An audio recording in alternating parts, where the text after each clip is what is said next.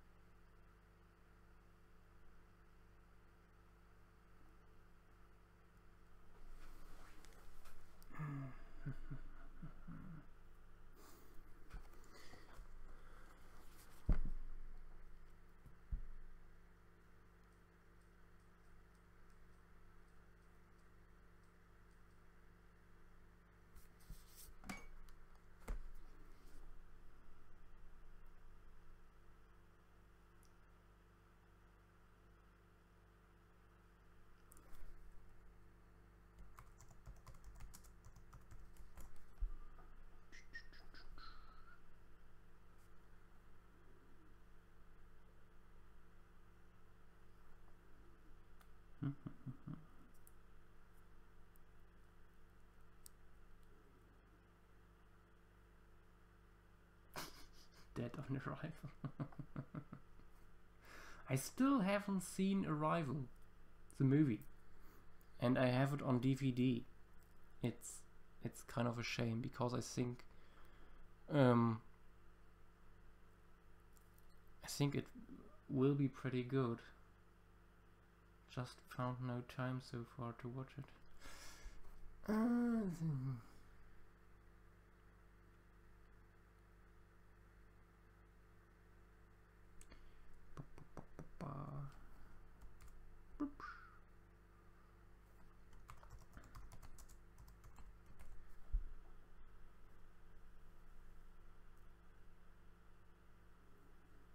Ah, there you are. Gareth, you go to Discord, and there you click on the Voices of Stream channel, a voice chat channel where I can unmute you. Leo, we have no theme today. It's a normal stream. Quickly share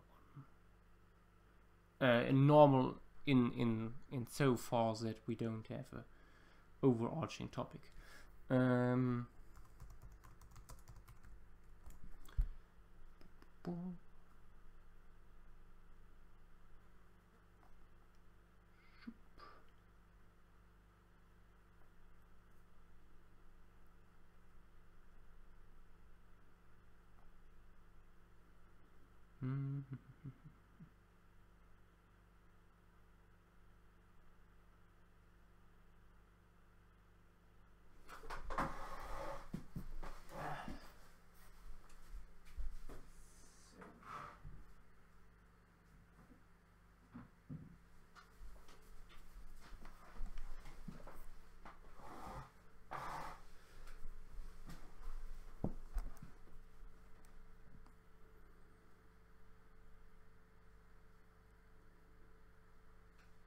hi Juan, welcome to the stream.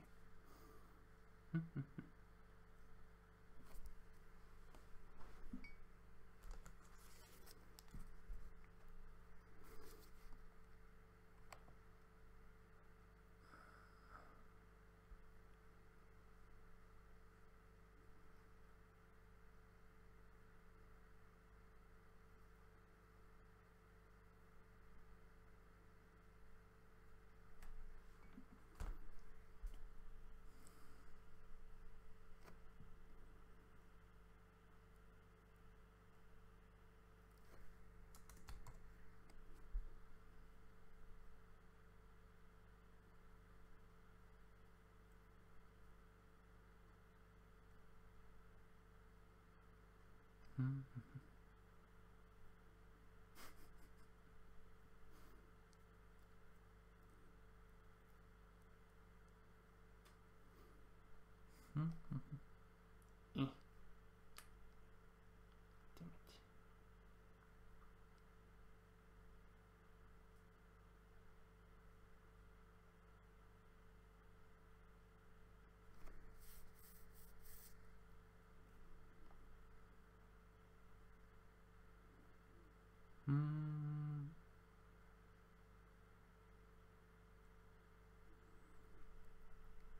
Oh, the Dutch pterosaur posted something on Discord, and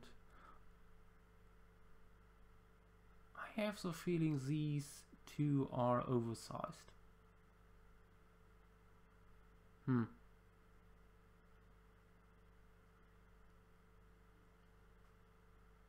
I remember correctly, Confuciusornis isn't that large. Last time I checked, at least.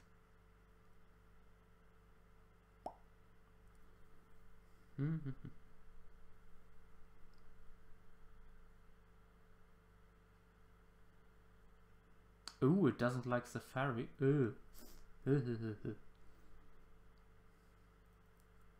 Ah, yes, the price you pay for using Apple. True.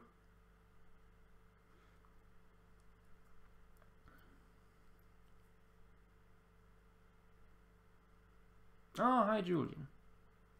Welcome to the stream.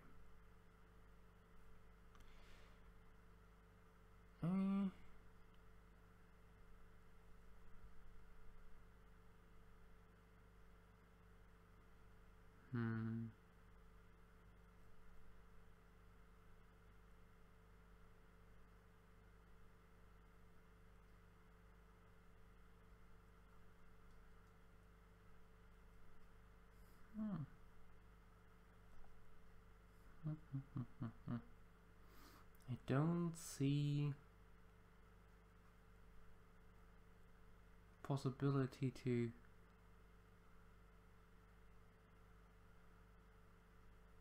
help you here, Gareth. Damn it, as usual, we should have figured it out beforehand. Blows the dust off Chrome. I use Google Chrome and it works for me, so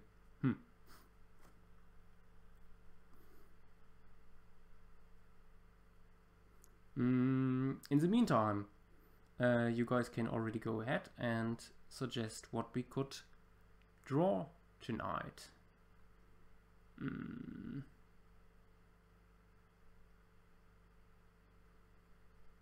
Julian, yeah, kind of an interview.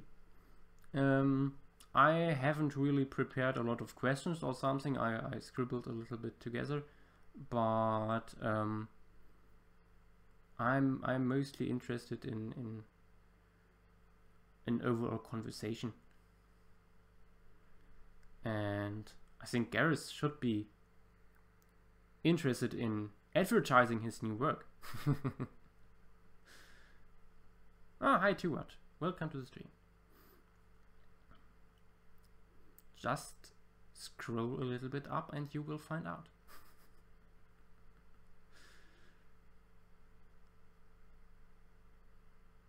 I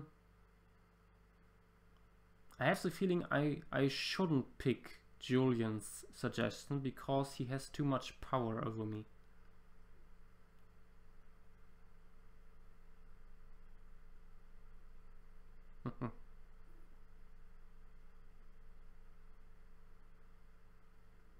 Ooh.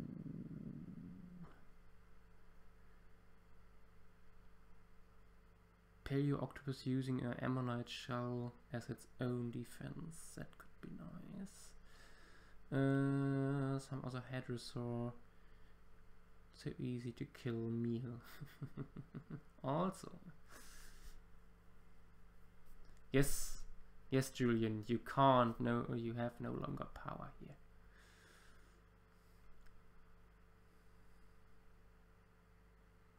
Where is your god now?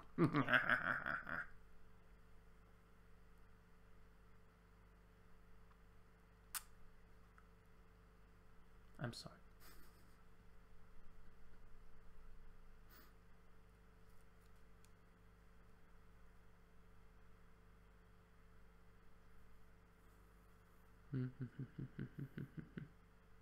Julian, do you mean the octopus thing or the Edmontosaurus thing?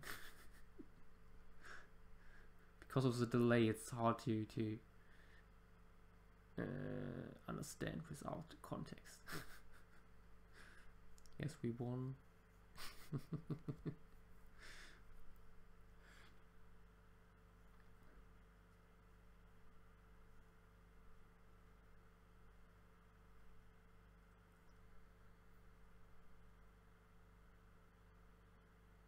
No, yes, no. Jein.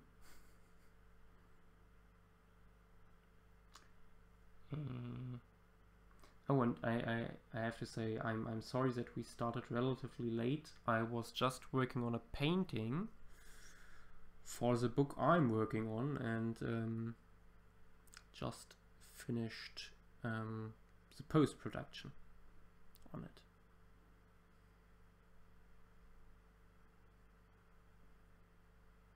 Ah, the octopus. Okay. Yeah, it is a nice idea. Oh,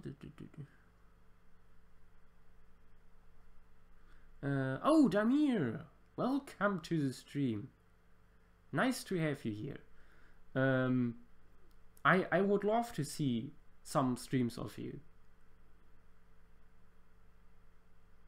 That would be very nice indeed, especially because I saw you have some new tools, some new toys,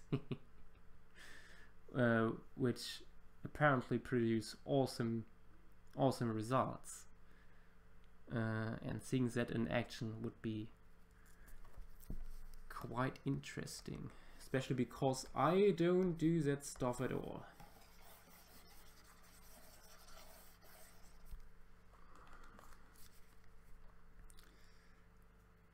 See.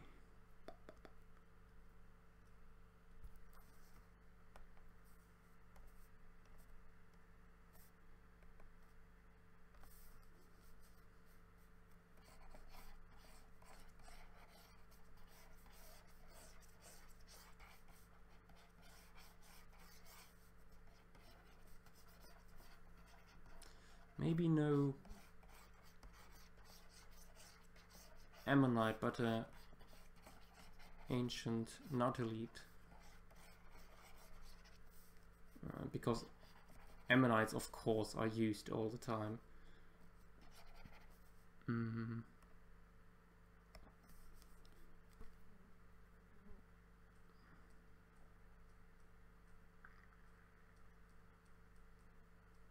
Paleo octopus, let's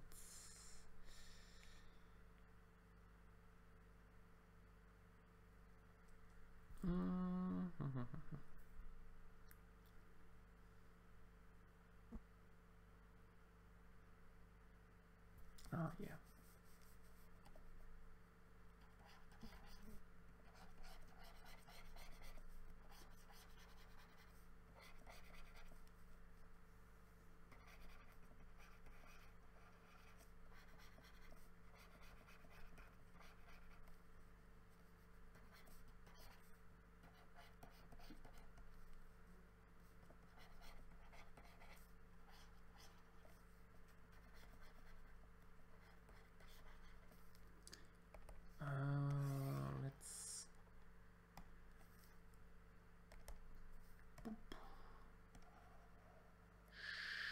that a little bit. So there's a little bit more room for tentacles. I've seen not enough hentai to know where this will end.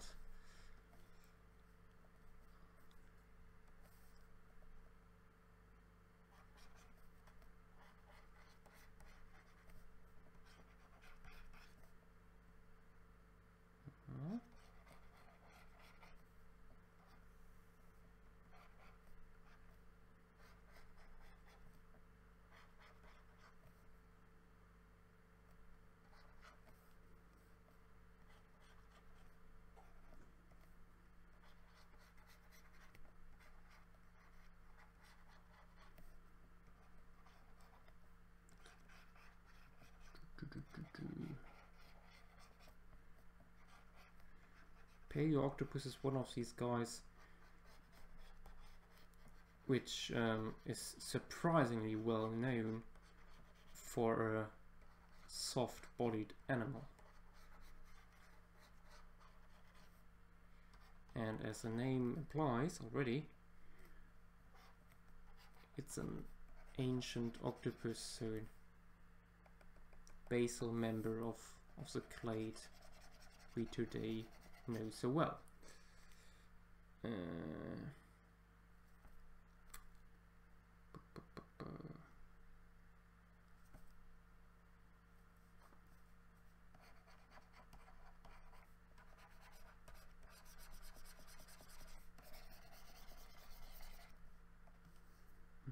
think the arms could be a little bit longer.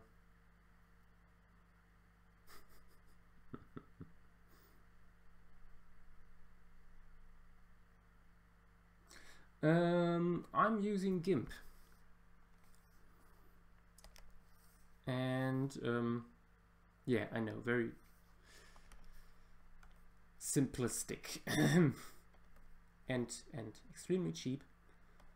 That's why I have it.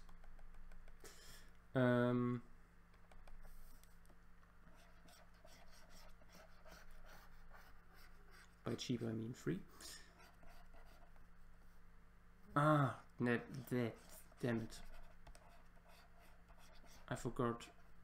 Now deletes merge at this point.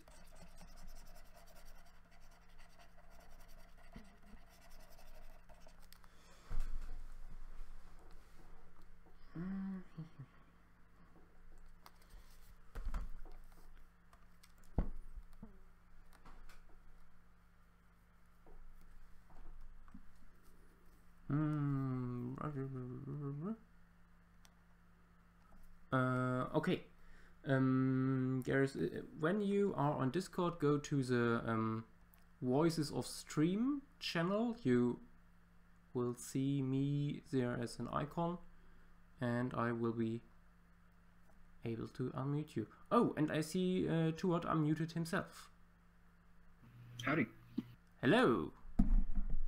How is everything going on your end? I just graduated from college last week, so I'm chilling and waiting for employment to kind of respond and for the opportunities to start rolling in, basically. I've applied for a bunch of things, just waiting. Then I think it's time to say congratulations and good luck. Thanks. One of the positions that I applied for would actually be like balancing working on CT scanning stuff and doing paleo art for publications and stuff. Ooh. And I'm like, I gotta get on that anatomy train. What again. job is that? Where do you get that job? It's a position on University of Chicago. So if any of you guys on the stream are looking for paleontology type employment, there are a couple of Facebook groups. There's Paleo Jobs, and there's a support group for unemployed and underemployed paleontologists. Yeah. And a lot of the jobs that are posted to those groups are from paleowire.com. Hmm. Interesting. And that's usually where I find things first. Nice. Yeah, I think underemployment is I have the feeling it's even greater problem than unemployment for paleontologists in the moment. Yeah. I mean,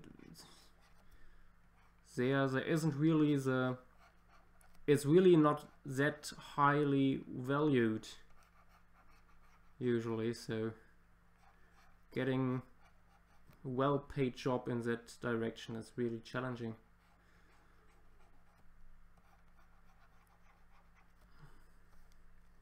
And from what I heard, it's even worse over here in Germany. I wonder why it would be worse over there. Sorry? Why would it be worse over there?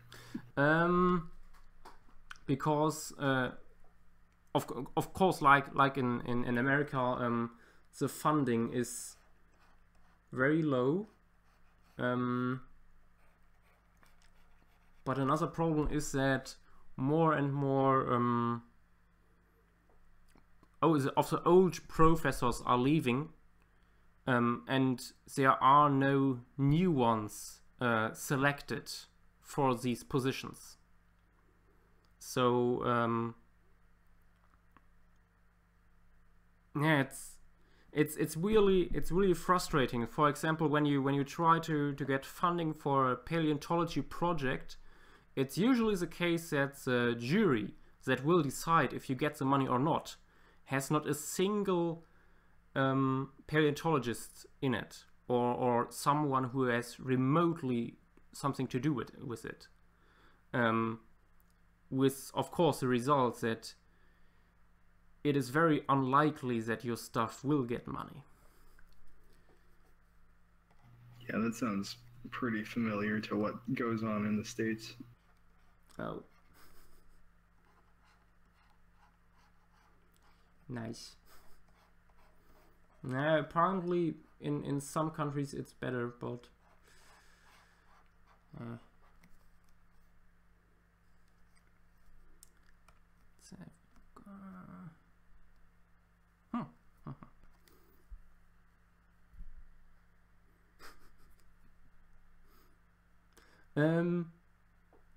Gareth, you don't have to do something with my icon. You just have to click on the voices of stream, just the title of the channel, and usually your computer should then connect to it.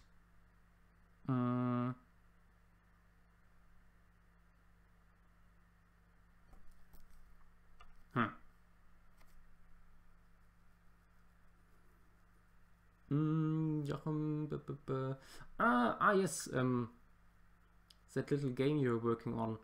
I think it looks cute. I'm pretty interested. If everything works, I'm pretty interested to see how it works out. Yeah. I can't say so much more because I haven't looked into it much yet.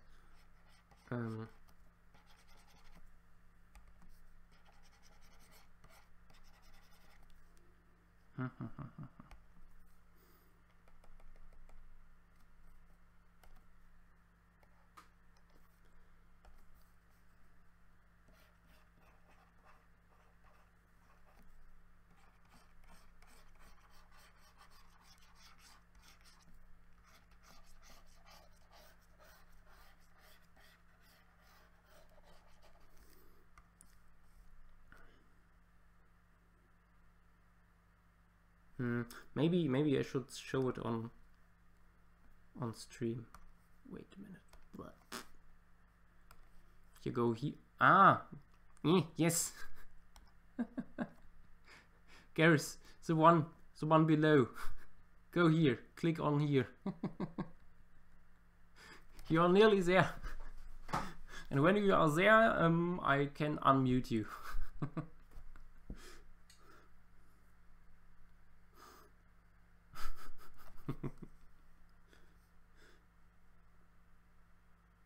Juan,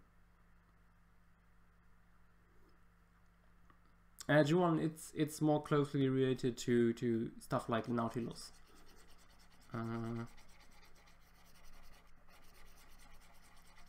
I mean, amylides are used all the time for such things, and we easily forget that there were other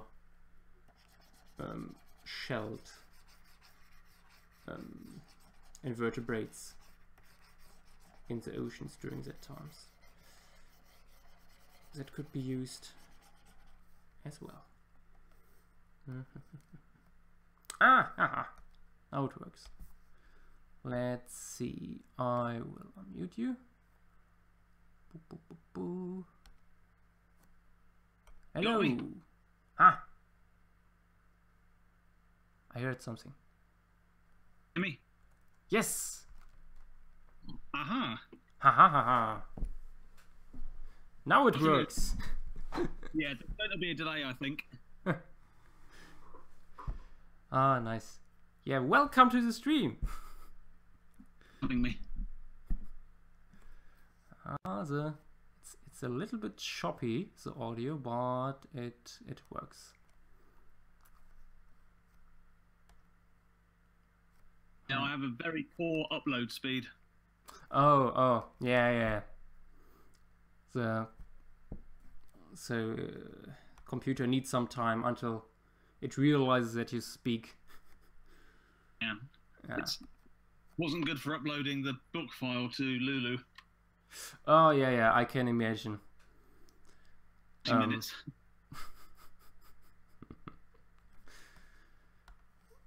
I already when I try to upload something in Dropbox or something to share with a commissioner, something with just 80 MB or something, a picture, it takes me something like 5 minutes or so. Oh. Yeah. I was on about 60 kilobytes a second, so it was painful. Oh god. That hurts. Yeah. I have your book beside me, A Disarray of Paleo Art, and from my first look and the first pages I read, I very much like it, I must say. Bad. Look, for months now. I'm sick of looking at it. I can imagine. At some point, it's just hurting the eyes. Yeah, it seemed like a good idea when I started it, and then towards the end, and just before it went live, I started to panic, thinking, "Why have I done this?" Ah well, yeah. I have the feeling I will have the same problem when the stuff I'm working on will come near publication, if it will be ever published. But it's easy for me to say to you that I'm sure it'll be fine and you've got nothing to worry about, which you could turn that round on me. So. Yeah, it's always easier on standing on the other side. It's I mean, I could be finished with my text, for example, for a few months now, but there's still stuff I think that sounds just so stupid. I have to rewrite it, and yeah.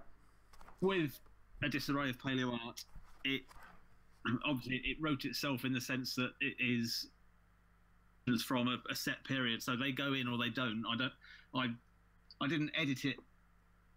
Yeah. I left the images out. The images are the images from Inktober, and so they're all there. And the text was some sort of really just to try and give people value for money. No, I think it works. It's really interesting to see a lot of different styles and different ideas come together, and even within this relatively limited time frame and so like Inktober and Draw Die November,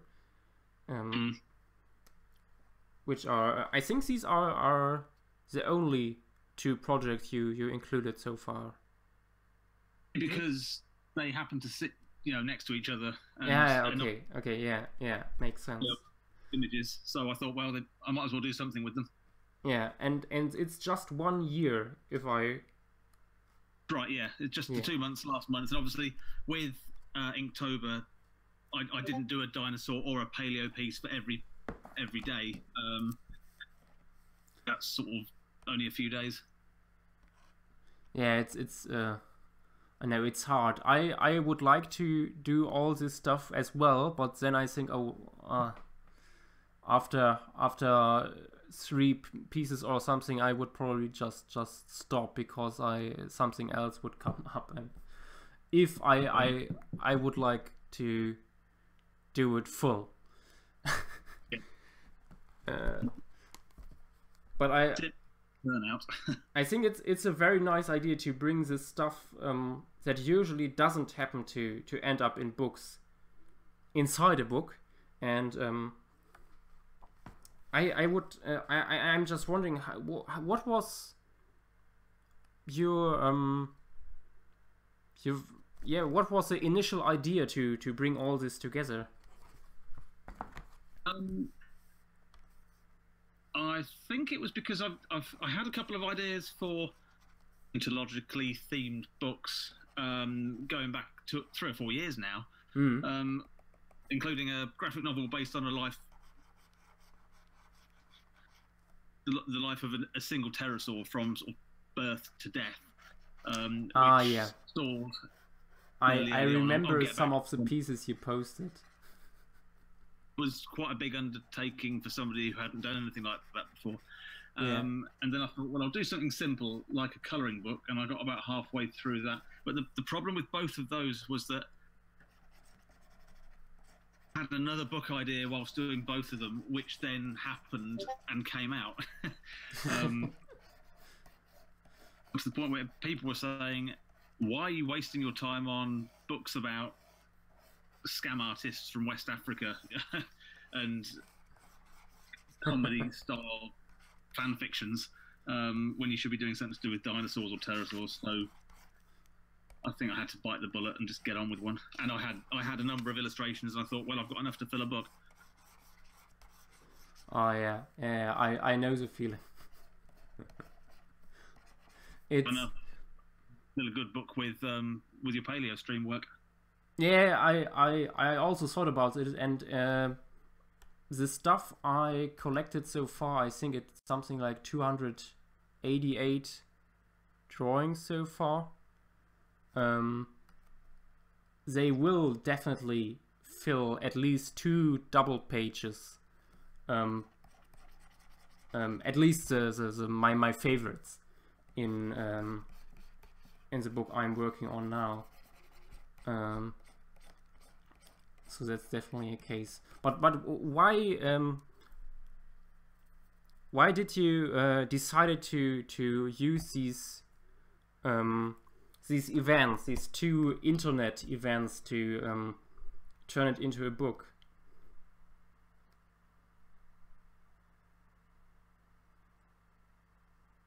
Break up there. I'm just waiting for you to catch up.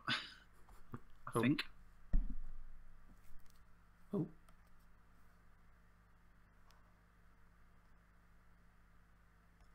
Audio is choppy.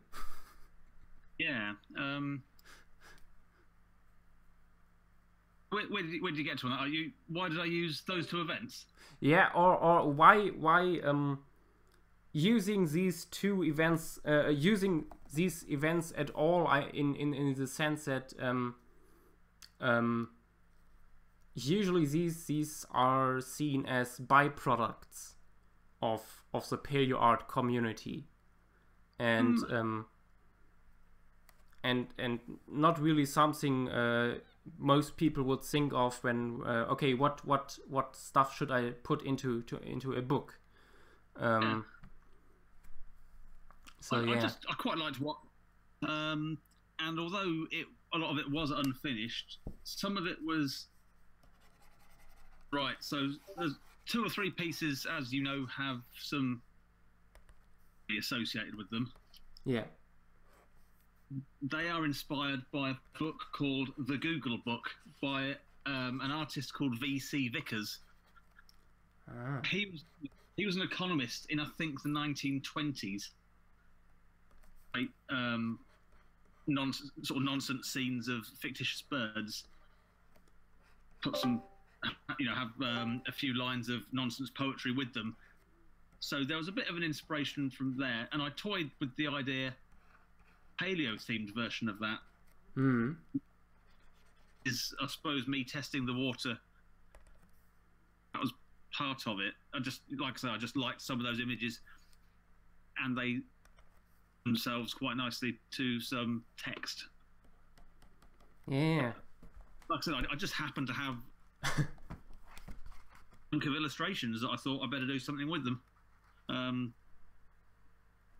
can write it in the style of my blog and have it, a bit irreverent, a bit daft. Yeah. I really like that you actually put a little bit of poetry in here. It's yeah. I don't want to kid anyone that I'm a poet. That's not my intention. No, but I think it's something that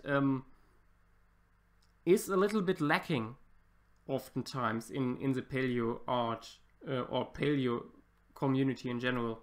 The often very poetic side of paleontology.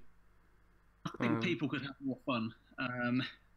The recent Tech Zoo podcast, I don't know if you've heard that, but Darren on his hadrosaur, I think it was a hadrosaur. Yeah. I just heard that yesterday actually, and it's very, very much what I think as well. It's awesome to see this finally get out there.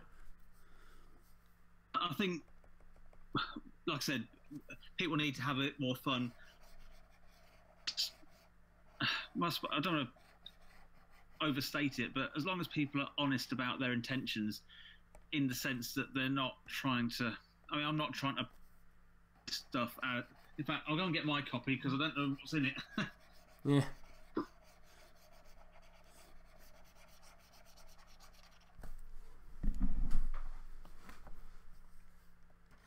It's gone. My son has walked off with that. So. Copies, but customers at work today bought them, so I don't have those either. But yeah, like for example, the Quetzalcoatlus that's caught itself a turtle. Yes, I'm not suggesting there as animals routinely spear or carapace animals in a way that they wouldn't be able to feed after that. So, so it's in there as a bit of fun. It's not in there as a serious piece of paleo art. Yeah, or the ichthyosaur that gives birth to a little plesiosaur. Sure. Yeah. I posted that in one of the up pages, and it got pulled down by an admin. So. No, I think it's. Yeah, of course, some stuff is really silly, and on the other side, there's stuff that first looks very silly, and on a second thought you are, wait a minute, why actually not? And like the Remphryntius that swallows a large fish. There are, even if I wasn't thinking that at the time, that obviously we've all read papers about, or seen photos of fossils, yeah, which have got trapped in other fishes' mouths, and that's the end of them. I'm not recalling that fossil as I'm illustrating it. It's obviously, in my mind at some, subconsciously. Yeah. These things happen, and David Orr of Love in the Time of Chasmosaurs very kindly wrote the Ford.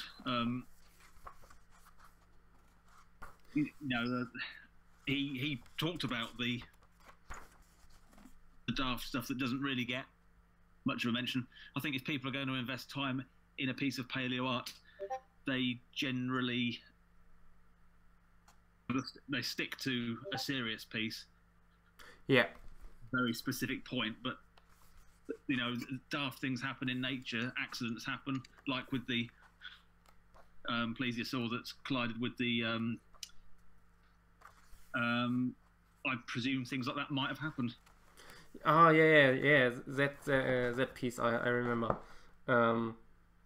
Yeah, I also think it's often the sketches and stuff like Inktober and Dinovember where really the creative side of paleo art begins to shine. Yeah. And I think that's one of the great things about this book, that it really brings into focus this very sketchy thoughts and silly ideas. I just love this Nyctosaurus getting hit by lightning. Well, again, I mean that generated a bit of a discussion on Facebook with, well, lightning strikes aren't always fatal. Yeah. But sometimes they are. It resulted in an interesting conversation about a pterosaur, would it be killed by a lightning strike? And it was one of your is it Josh Kirby? Is that his name? A.W. Kirby in the stream. Oh yeah, Kirby. Yeah. Was talking about, I think it was on Facebook, and asking about but I think it was Archaeopteryx putting it in the wrong. You know, you go with one thing that you think is right, and then you find out that's wrong. You have to, and you get moved around a bit. I said something like, as long as you sort of state your assumptions when you're putting a piece together, then you can get away with a bit more. Hmm. So I tend to sort of, you know, try and accompany in one for Nyctosaurus getting killed by lightning. If you say it's getting killed by lightning, then that's what's happening. You're not saying that all lightning kills a Nyctosaur. Just in that picture, that's what happened. Yeah. And I way of explaining that, but I also really like how broad the style spectrum here is. Although it's all in black and white, how very detailed some pieces are, and on the other hand we have these cartoony little T-Rexes, for example. It's oh yeah, well, I mean, not all of them obviously were produced for a particular theme, like, you know, how yeah. illustration was to do with a particular day, but I generated all of those images in that time, include them.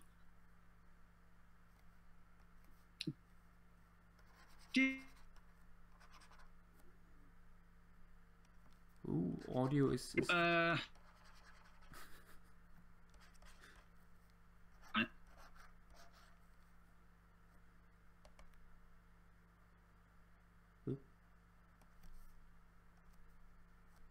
you still there? Oh yeah, can you hear me? Yeah, no. It's from time to time it's getting worse, and then it's better again. Your book all black and white? Sorry? You received the one that turned up, was it all in black and white, or were there any color pages? It's all in black and white. The proof copies turned up, and there was a couple of color pages in there that I'd put in there, which I presumed would print in black and white, but they sent them out in color, so some people may get lucky. We will see. Damn it. Just have the normal version. Well, it's in black and white. I can color it myself, theoretically. Again, I work in a print shop in northwest England, and kids who've seen the book just presumed it was a colouring book with text. So if they want to... Yeah, quite a few of these would actually work very well for coloring books. It's interesting. Like this stegosaurus that pokes itself with its stegomizer. It's very much suited for that. I think I overdid the stegosaurs in there a little bit. I think you can never have enough stegosaurs, especially when you think about how often they are absent in paleo art, actually. On the one hand, they are so iconic, but when you look closer, you realize how little attention they actually get. So, especially for an animal, as you said, it's a poster boy for paleo art in many ways. Yeah. So, keep going with those. don't feel ashamed for all the stegosaurs. I'm certain those ones are particularly accurate. They were, I think, all of the stegosaurs in there are throwaway doodles. It's a sword that counts. Actually, one thing that helps me put this together previous year, and I hadn't done any for Drawdown November, so year, and no one did a prompt list last year, so I'll person who did it, and I didn't know who it was at the time, tweet, which didn't get looked at because presumably I think is it Bryn Metheny who does it? Mm. I don't think she looked at that account of November, which is fair enough. So I thought, well, I'll go ahead and do an unofficial prompt list, and I'll make sure people know it's unofficial. So I stuck to my own prompt list, and if I don't have any parameters, I find it very difficult to produce anything to something. It's quite easy. You can be too free sometimes and produce nothing at all. Yeah.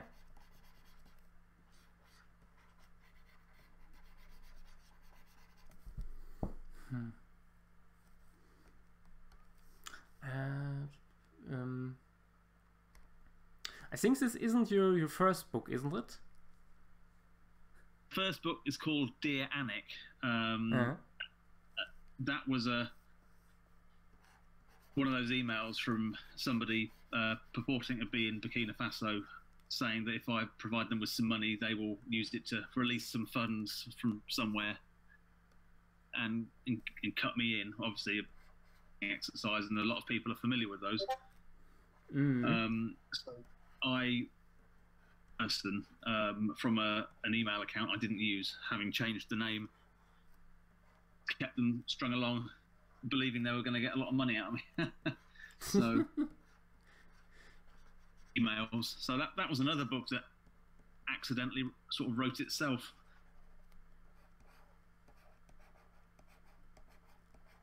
I wish all books would write itself that easily.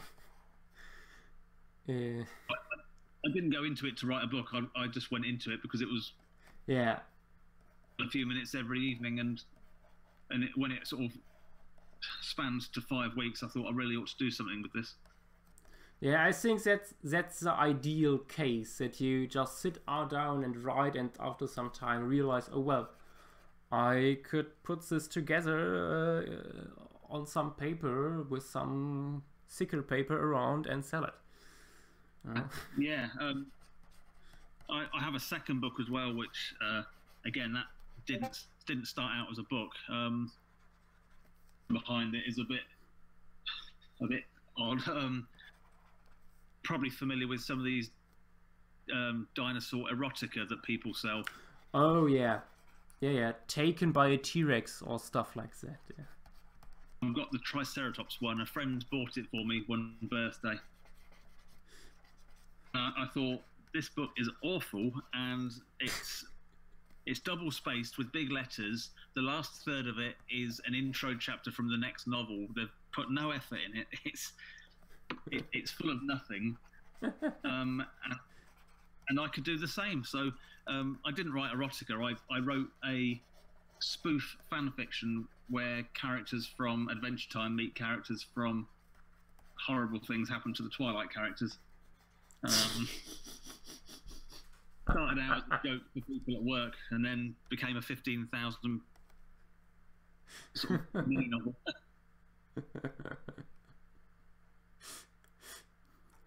I'm right now very, very tempted to buy that actually. If anybody is interested, that one's on Lulu as well. Yeah, yeah.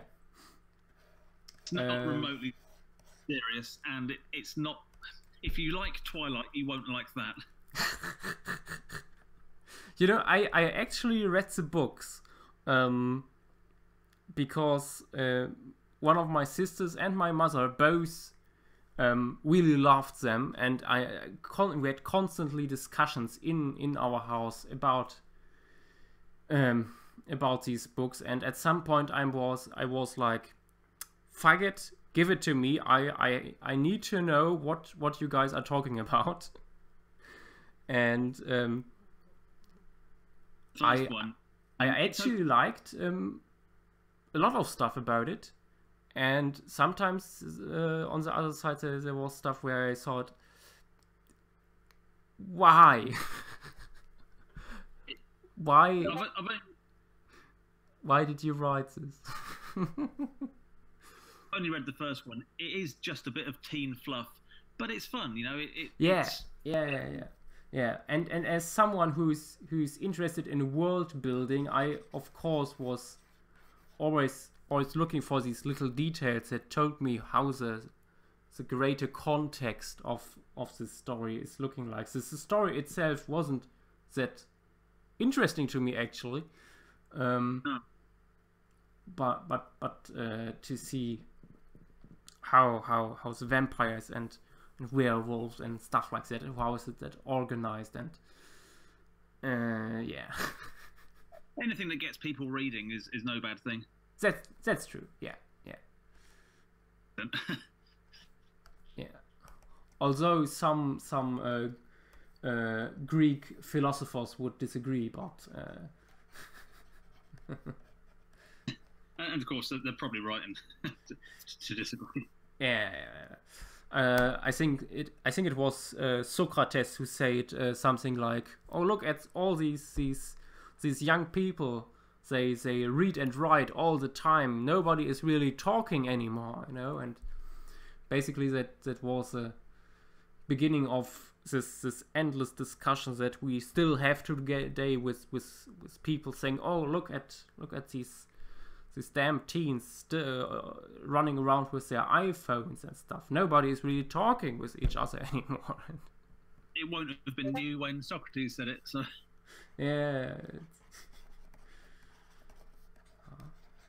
It's kind of funny when you study history and see how it repeats itself all the time. Yeah, you see that in sort of natural history as well, with convergence. Yeah.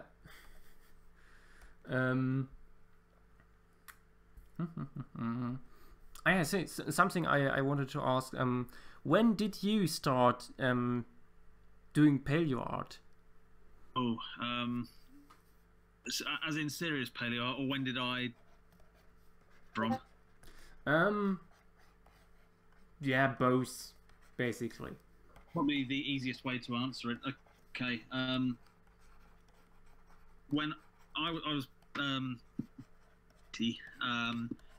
and my mother was working at a publishing firm, or the printers for publishing firms in the town where I come from in East Anglia, and she the factory shop for the staff there, and they had this book. Obviously, she knew she was pregnant at the time. A boy, but anyway, not that it matters, you know, whether you're male or female. But the fact is, back in 1980, paleontology, or rather dinosaurs, to be a bit less sort of formal with that, was more of a boy thing. So, just to reiterate, it shouldn't be. But anyway, are you still hearing me? Yes. Oh, good. Okay, right. A book called Prehistoric Animals and Plants by, and I have the actual copy in my hand, it's absolutely knackered, by Joseph, I think it's Baines, is it, or Benez? Nick Burian, if I've said that right. Oh well, he will probably never hear this, so... Exactly. So I got that book, and that was bought before I was actually born, and so this forever, and into sort of paleontology, and I've been drawing dinosaurs ever since I was. But I suppose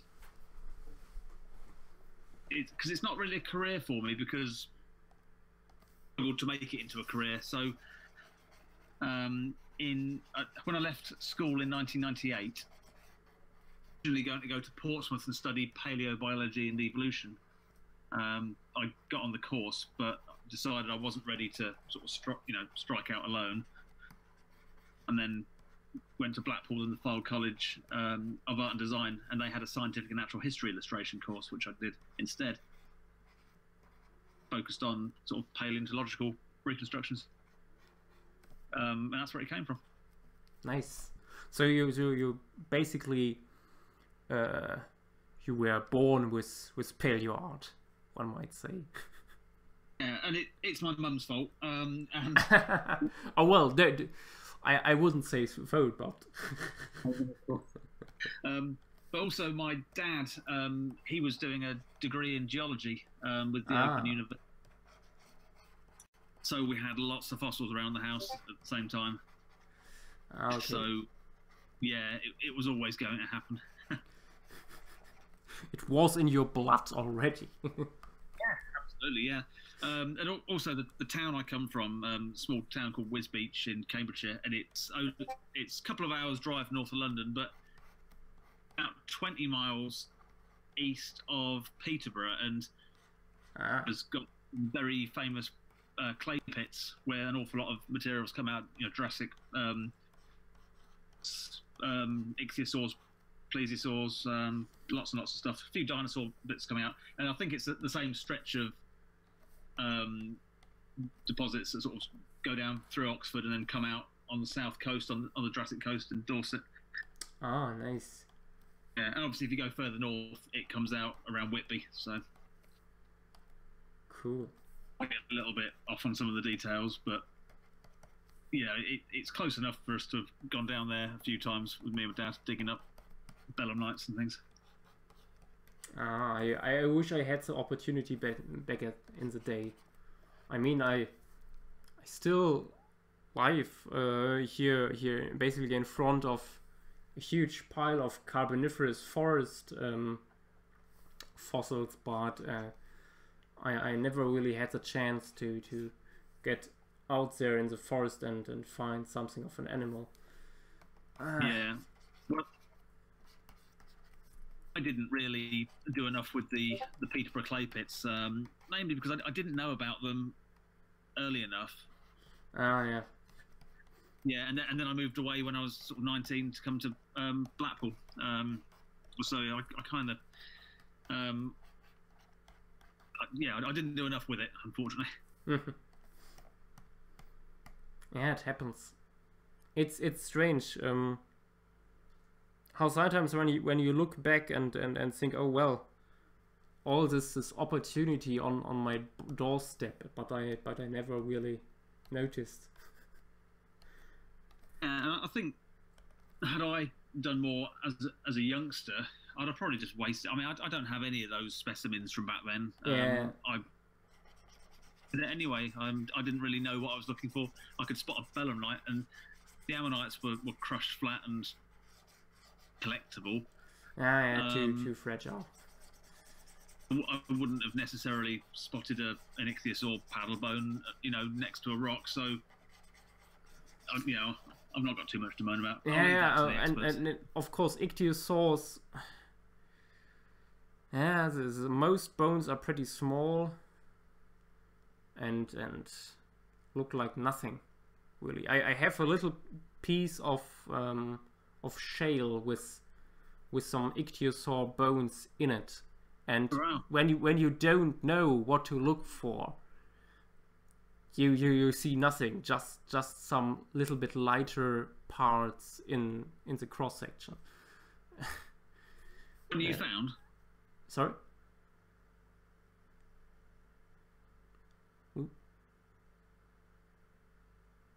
What were you saying? Did you find that fossil? No, I bought it. It was very, very cheap at a little fossil store in a museum that I once visited. The most exciting thing I ever found was actually last year when I visited the EAVP meeting in Munich, and on the way down we of course visited Solnhofen, and we found I think 20-25 centimeter long fish, relatively well preserved, and I have one of the plates where it's preserved on. But other than that, it's yeah, I'm too little out in the file to really find the better stuff. Ichthyosaur fossil I have was given to me, so yeah, it's. I oftentimes think, oh well, you should go out more and actually look for the stuff, but then I'm too lazy again, and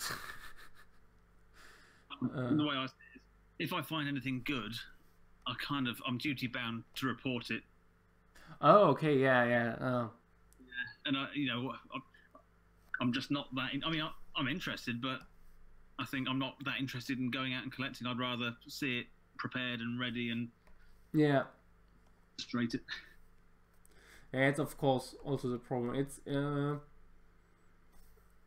It's very different from region to region here. The laws, but there are also some states where it can be very hard to pick up anything at all. Yeah, I don't think we have any robust collecting laws. I think everything. I think it protects the landowners and finders. I don't think anything. I could be wrong on that. Yeah, it's usually better to first inform yourself before going out. I figured, or to be sneaky. Yeah. As most of what. I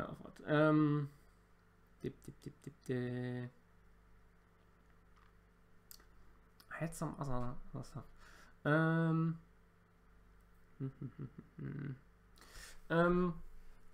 What when you look at your paleo art, what do you think are where your largest influences? That's a good question. So obviously Burin influenced me to do it. Style isn't anything like his, and most of my color.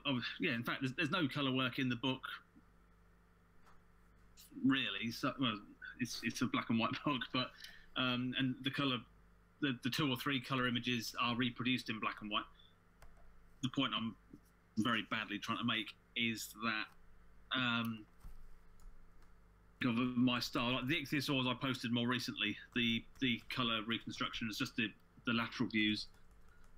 That's probably. I've not answered this question in a long time, so I'm a bit. It's okay. Yeah, Burin influenced me to do it, but he never influenced my style because he is an oil painter and I'm not, and I paint in gouache and. But John Sibbick in the 90s was probably to an influence because I tried to emulate his style as a teenager, and maybe in my early 20s I thought, well, you have to paint every tiny bit of detail good enough to actually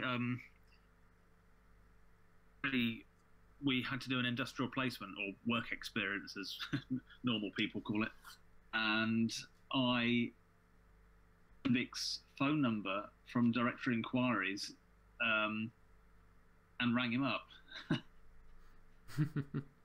Blue, and we chatted for about an hour and a half, and he was very pleased to do so, which was really kind of him.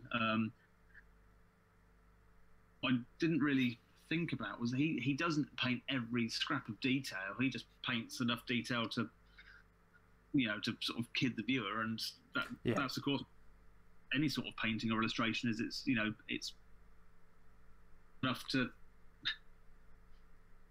pass them. So he critiqued some work for me, and I'd painted a facing down a Compsognathus, and I was trying to paint every little vein and barbule in the feathers of this Archaeopteryx, and it was just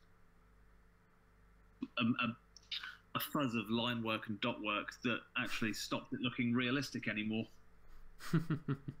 Or that you can look at so many birds and they don't look like they're made of individual feathers because it all it blends together. And I think that's one of the biggest problems some paleo artists still have today, or especially Hollywood has, when it comes to feathered dinosaurs, to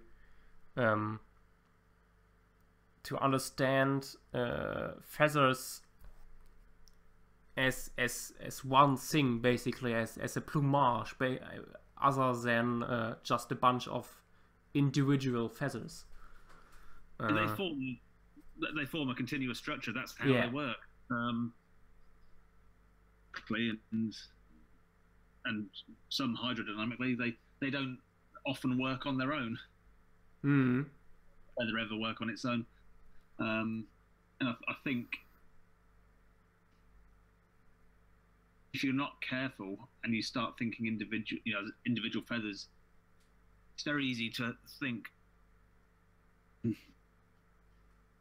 why they then approached this dinosaur and thought they could get away with giving it 5 feathers on its head and a handful of primaries. Yeah. Because they don't realise how these feathers are working as a single organ. Yeah. It's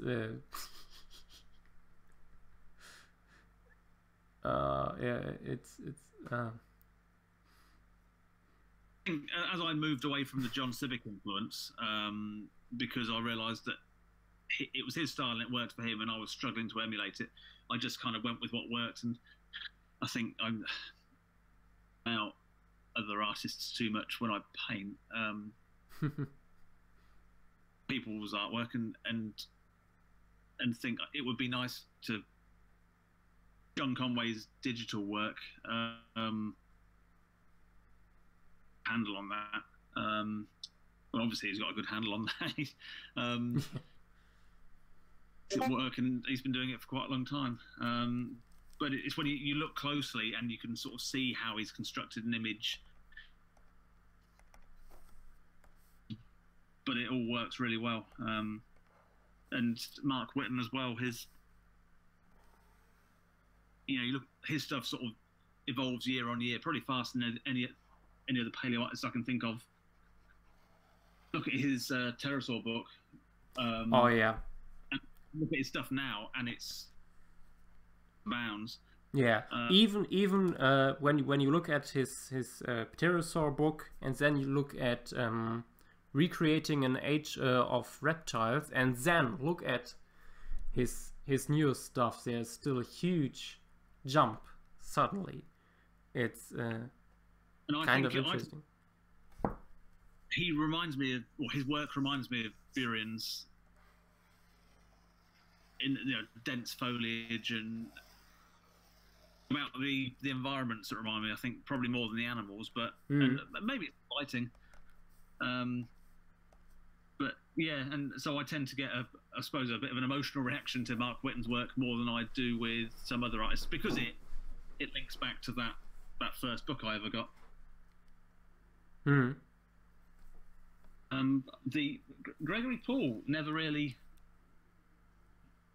didn't really notice when he was getting famous and his stuff was getting out there. He kind of bypassed me a bit, or I bypassed his work.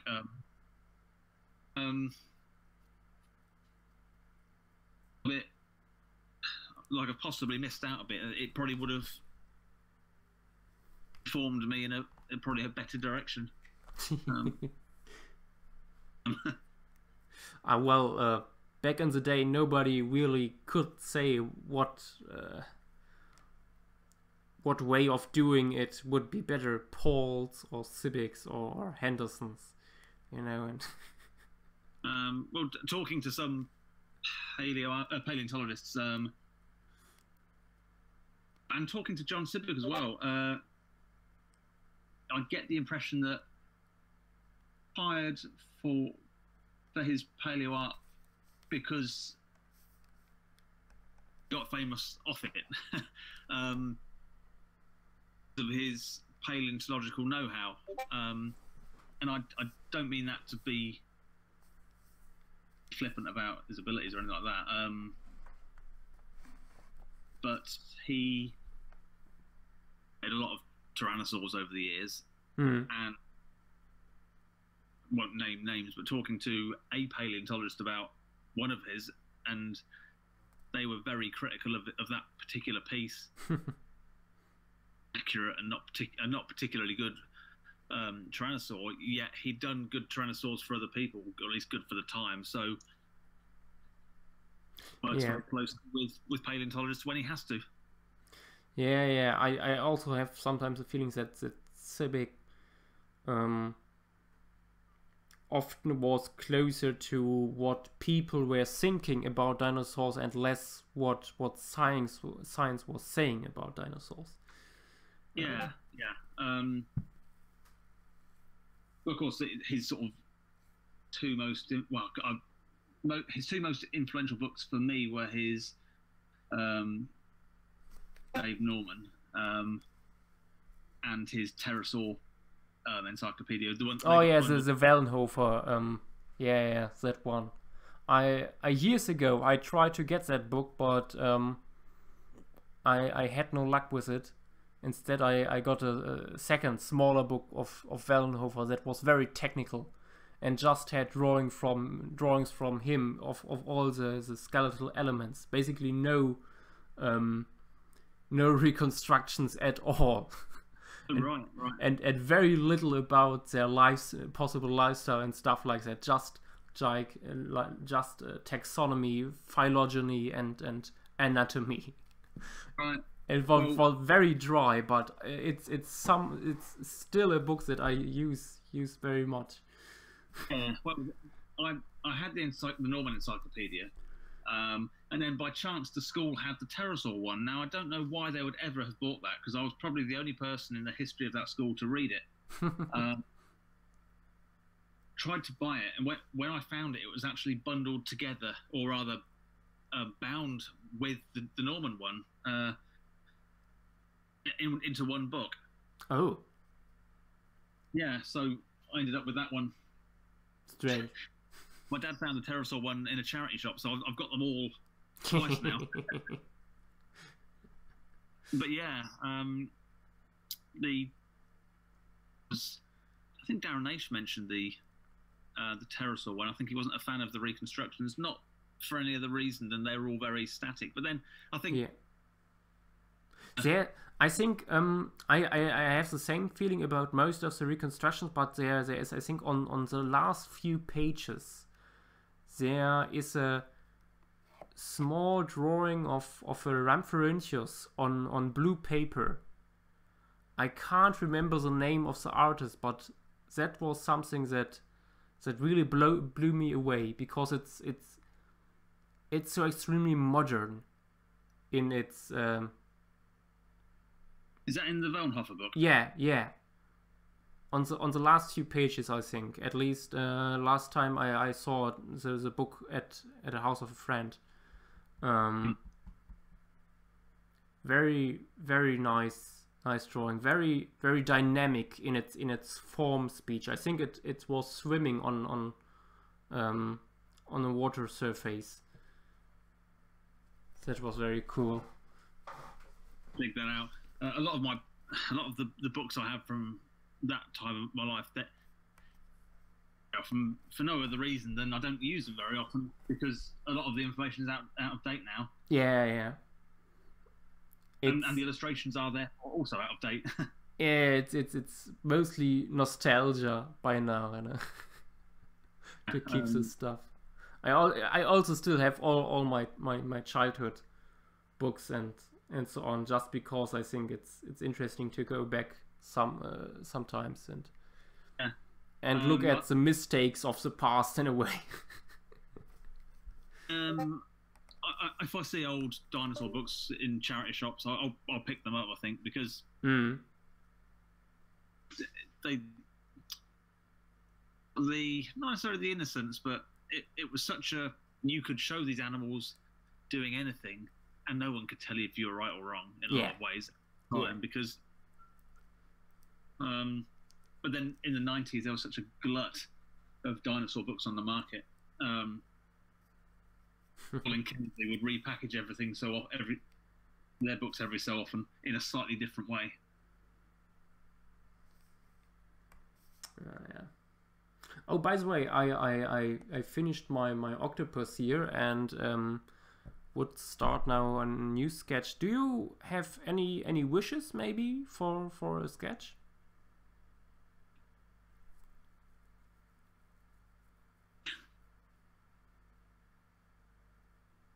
Ooh, I think audio cut that out. Hey, or just everybody.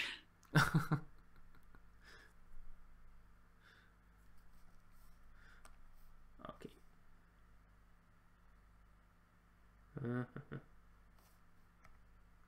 Tend to avoid drawing mammals where I can. Oh damn these mammals. They are the worst. For sure. What?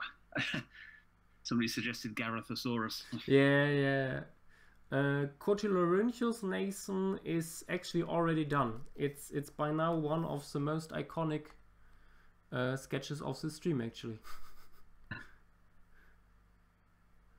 Wait, I think I have it here.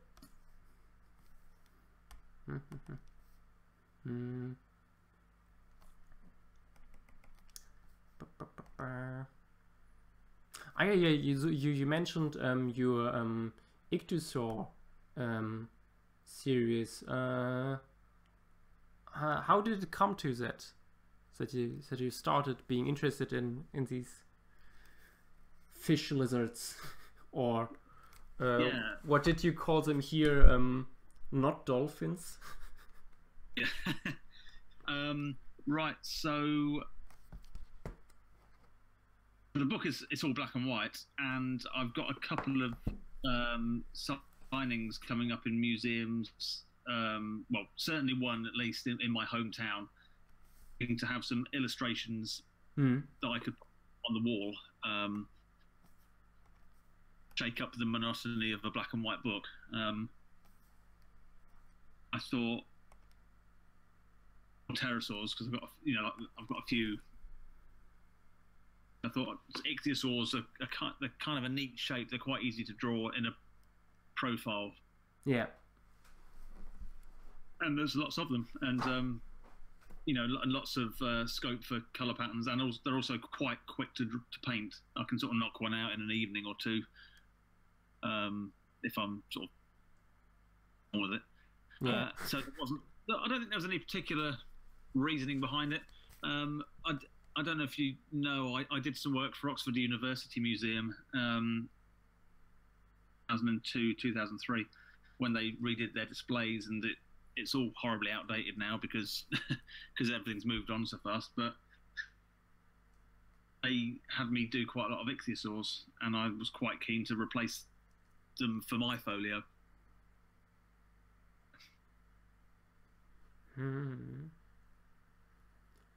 Did you have already the cover in mind when you did the series?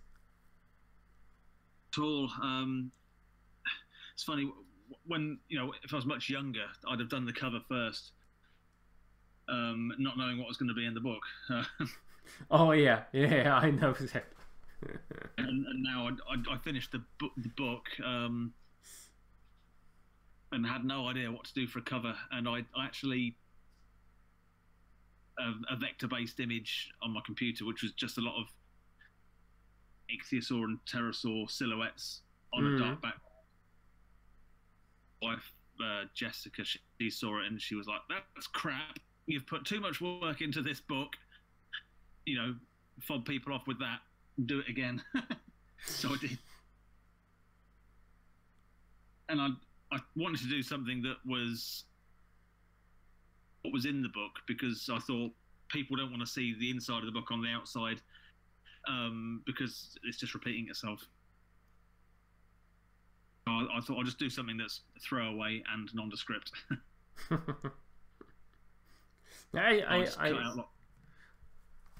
I think it's a brilliant idea, actually.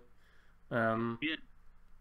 Because usually you have a cover for a book like this. It's something like an awesome painting of a T-Rex roaring into the sunset or stuff like that, and or very, very detailed pieces that yeah, I'm just thinking now about Dinosaur Art 1 and 2, for example. I didn't want to put in I didn't want to put on the cover something from in the book, because I didn't want to repeat it.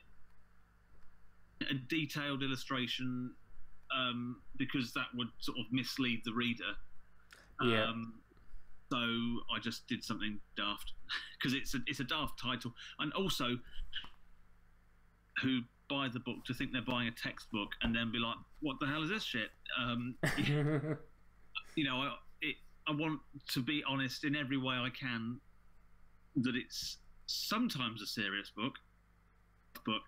Sometimes it's got outright lies in it, like towards the end, the reasoning, you know, the page where the Velociraptor's falling down the hill and the explanation of that. And that's an outright lie that I made up on the spot. Yeah, or how what actually causes earthquakes and stuff like that. No? Yeah. You have to buy the book to find out what we are referring to. Absolutely. But it's yeah. My thread there, but yeah. I just don't want people to think that they're another All Yesterdays, because All Yesterdays is done. You know, they did that very, very well, and it wasn't my intention to repeat it, though I suppose it did accidentally, but yeah, a few concepts, of course, are similar. But I think to not repeat. Yeah, I think yours is even more lighthearted and more suited for a quick read and to have fun, stuff like that. Yeah, I think I mean, that's the thing, is that the text came second. I didn't illustrate text in mind. I mean, some of the text, I suppose, is explanatory. You know, it explains why I've drawn it like that, how a scenario may have occurred, and therefore there may be an overlap with somebody else's book where they're talking about tropes and want to go down that territory, to go down that route, because, like I said, it's been done. So yeah.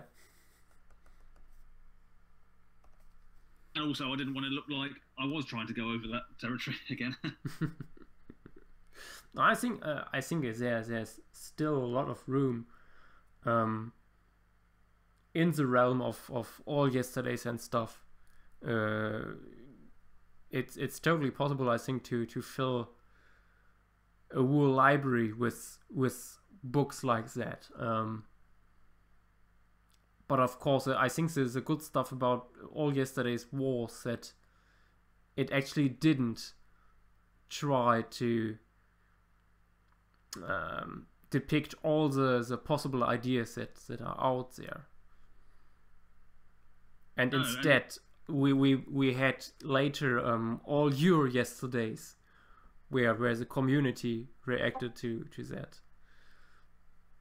And that was the first time I'd picked up a paintbrush in quite a long time. Oh, interesting. Well, I saw the ran it as a competition, didn't they? And then it stopped being a competition, and they made a book out of it. Yeah, because they were like, we can impossibly pick something from this huge pile. I think it confused a few people, but I quite liked it. It was a nice way to do it. Yeah. I also think it's better this way. I think if they would have done it the way they had planned it, I think it would have been better to actually pick an jury beforehand of people who aren't involved in the book, Yes. to decide. Because I think as a writer or an artist of that book, you are a little bit too emotionally connected to everything around it, which makes it even harder. Your brand as well, and I don't want to overstate that they had a brand. Yeah. It's their baby, isn't it? Yeah. Anyway, Yeah. It becomes it very quickly. Yeah. One of the things I hoped with my book, and obviously you're doing yours as well, is that people more paleo artists will compile their stuff and get it out there, and it's very easy to do with people like Lulu. Yeah. And reasonably inexpensive software, or even presumably there's some open source stuff you can download for free, I guess. Yeah. I'm not sure. Well, I don't do this book alone. Franz Anthony and Nick Garland are helping me. Basically, they pushed me actually to write this and put this stuff all together. So Franz is mostly doing the layout, for example, or will do the layout in the end. Yeah, we are not sure yet how to publish this, or Lulu or Amazon, or if we should really approach a publisher, or do it like Mark, where he first published his book and later approached publishers to see to show them, hey, look, I actually sold some of the copies, so maybe you are interested in this as well. Yeah. So your book, is it a compilation of your illustrations that you've already done, or are you illustrating for it? I'm actually have done so far, I think, 21 new paintings and drawings for it, not counting, I think, 20 little pictures I did of a series called Bestiarium Triassicum, where I painted animals from the Triassic in medieval style. I see that basically as one work. But of course, there's a lot of stuff that's already out there. Some all-time favorites and some older stuff to show where I'm coming from. Some all your yesterday stuff too. Yeah, I try to have a wild mix. So, is your supporting text? Is it just talk about the work and the animals in it? Yeah, it will have several chapters. First is biography, a little one. Then the second is called sketchography, where I talk about my practice of having sketchbooks and a little bit of my philosophical standpoint toward sketchbooks, and of course lots of pages from the sketchbooks. And then there's a paleontography chapter where I have basically the main part of the book with all the paintings and drawings with little text for each of it. And in the end, there will be basically a long list of relevant literature and web pages and stuff like that for people to further read. At least that's the idea in the moment.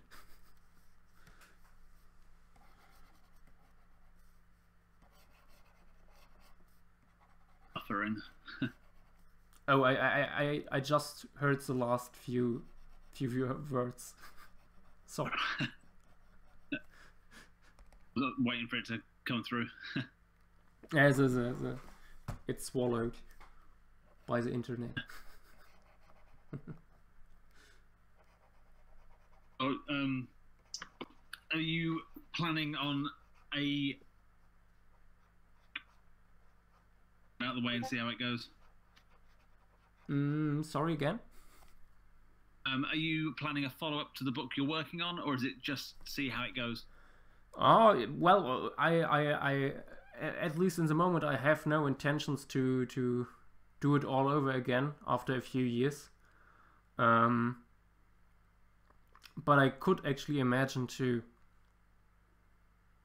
maybe in 20 years or something to make a second edition, maybe. Also because I think it's interesting to see how maybe some ideas about paleo art or my ideas about art itself could have changed by that time. Or of course how science has changed and paleo art with it. Yeah. But that's stuff that's still I didn't even thought about yet. Thanks for reminding me.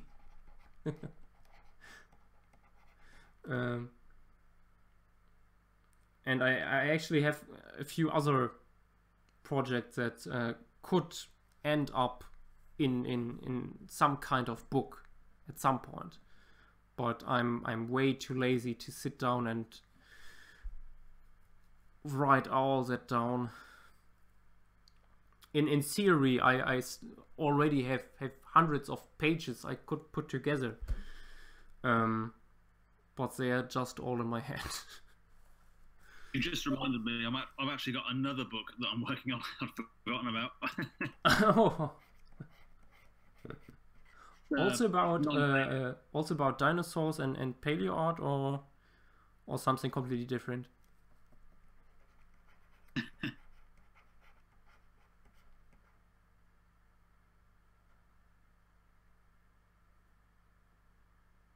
Sync. Ooh.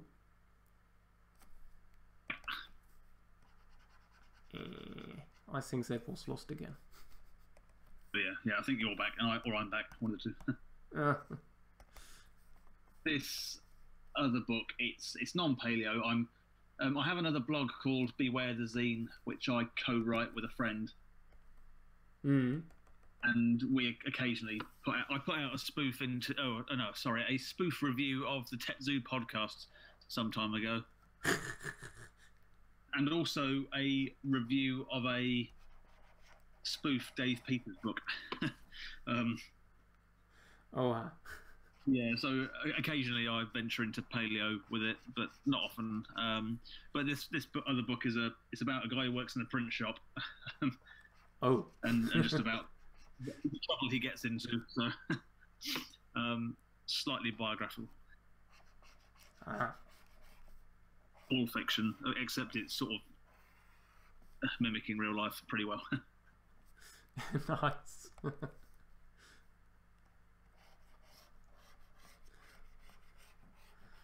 It's all very realistic until Darth Vader suddenly appears. How anything's possible where I work. I mean, the town I live in, I don't know if you're familiar with Blackpool, but it's it's a seaside resort, and most of its a good chunk of its trade is people coming in for wedding parties, stags and hens. Oh. The carnage.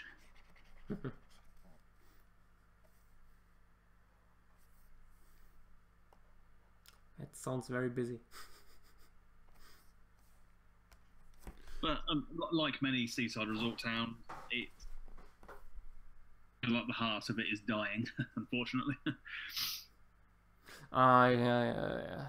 As everywhere. Yeah. I was recently in Weimar, one of Germany's most well-known culture centers, basically.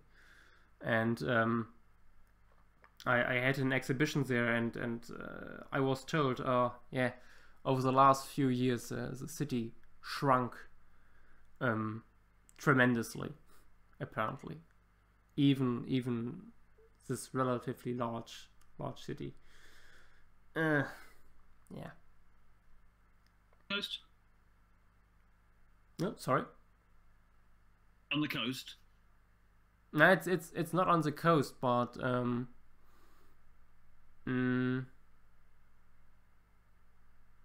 it's more inland. Seaside towns that only have tourism, or have tourism as the industry, tend to struggle, especially with cheap package holidays. So Yeah. in one of those, and also we don't have a museum, so Yeah.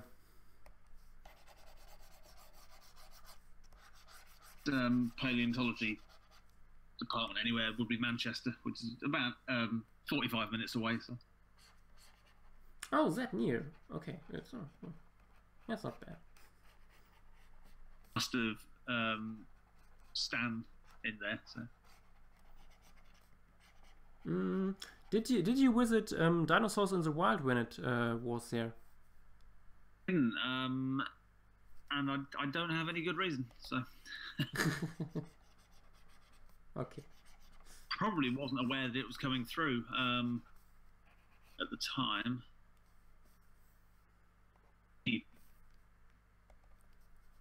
Or anything I visited months was probably the Ford Nash debate. Oh yeah. Bloody car crash.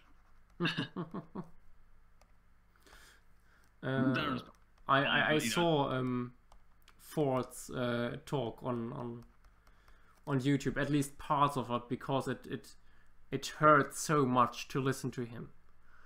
I mean, I already listened to a talk of him that was, I think, nearly 1 hour long, but this much shorter talk was actually, I think, 90% worse. So, He was so defensive from the get-go. He mention of playing by the rules. I think he presumed Darren would be going into it, and it showed in his.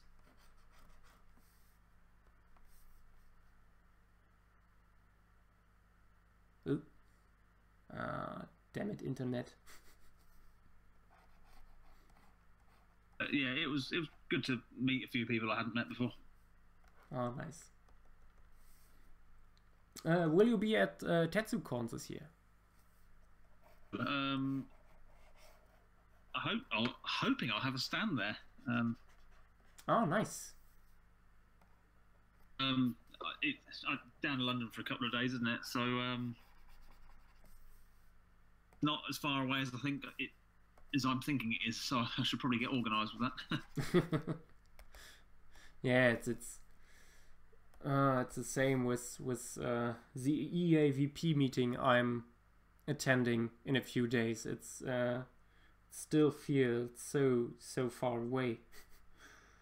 But in 2 days, I'm already heading down to the south. Yeah, I've only ever been to, I think, one paleo conference, and that was SVPCA in York about maybe 4 or 5 years ago. Yeah. It was very good, but for whatever reason, it was very towards mammal teeth. Oh god, yeah. The problem when you have a lot of mammal experts around. It's all about the teeth. Last year in Munich at the EAVP meeting, we had one symposium just about cave bears. No, not cave bears, cave bears. Oh, so, yeah, okay. For some reason, I'm always saying beer. And until RJ Palmer noticed that, and that was an embarrassing stream. Yeah. English is frighteningly good. Did you? Happens in German schools? I was actually pretty bad in English at school. I think I guess you have a different marking system. Wait. I think most of the time I had actually a D in English. Right. One time I even had an F in a test. But I mostly learned really to use English through DeviantArt. Through really communicating with someone instead of just learning words and grammar and stuff like that.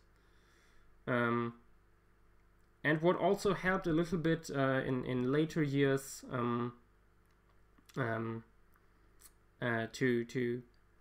to give little talks about topics that I like when I had the opportunity. That helped a lot, but yeah. I usually have the feeling, hopefully people are understanding me. Oh yeah, no. Because I'm still a little bit marked from these school years. Yeah. Yeah, I think British people generally have a pretty poor reputation for learning other people's languages. Generalization, but it fit into that, unfortunately. Oh.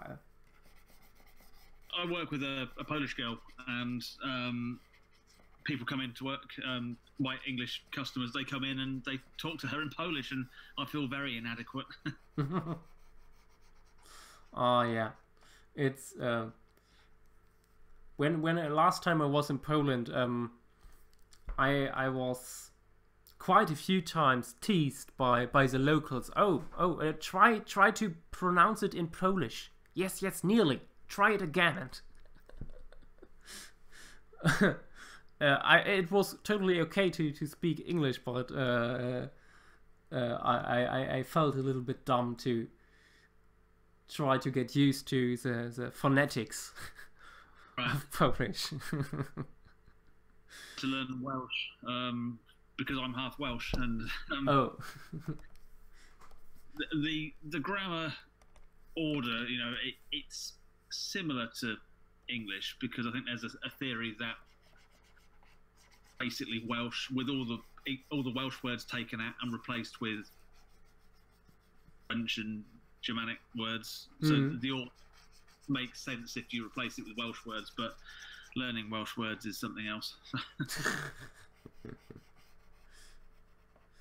Oh yeah, language. I think what also helped a lot is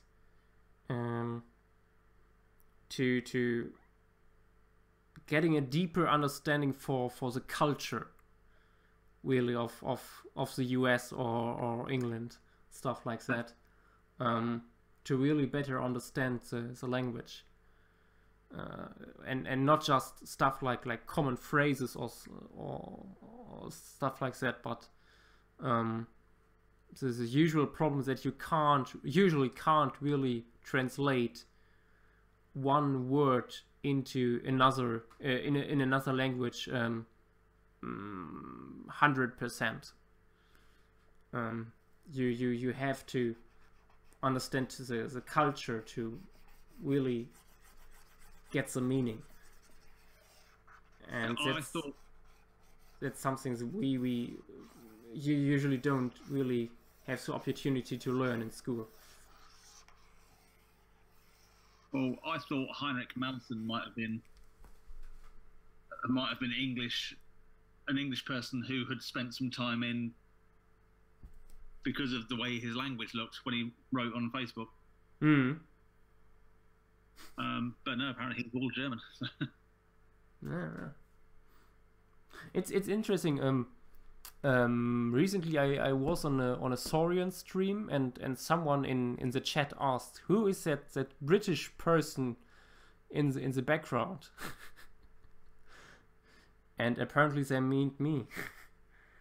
And I first thought it was a joke, because I didn't really felt like that.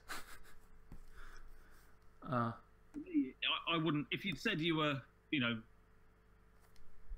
family but born and lived in Britain, I wouldn't be surprised at that. So. Oh. I have problems with taking compliments. Well, I won't pay any more.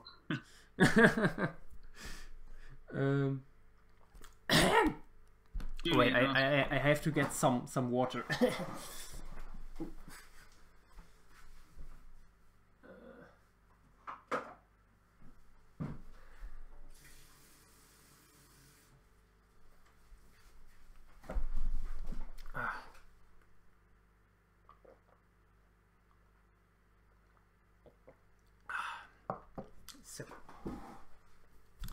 Julian asked if you're going to be at TetZooCon.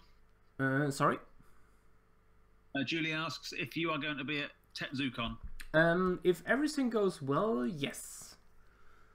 Last year was pretty exciting, so it would be really nice to be there again. Especially because it most likely will be a 2-day event now. So. Yeah. Spirit. So. Yeah. Enormous banners that you were drawing on. Sorry? The paper banners that you were drawing on. Oh yeah. Those. It was nice. I nearly made everything wrong because me and Zane, we very quickly left to get something to eat around the corner. And when we came back, the paleo art workshop already started, and we missed the introduction. And so we got our pens and just went for it. And halfway through, I noticed that, oh, I draw this. What was mine? I draw this Cretaceous animal in the Triassic. But somebody dropped out of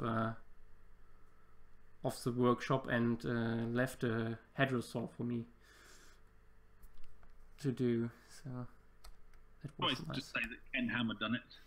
Yeah. When I look back, I think, damn, why does this look so ugly, and why did I still win something in the end?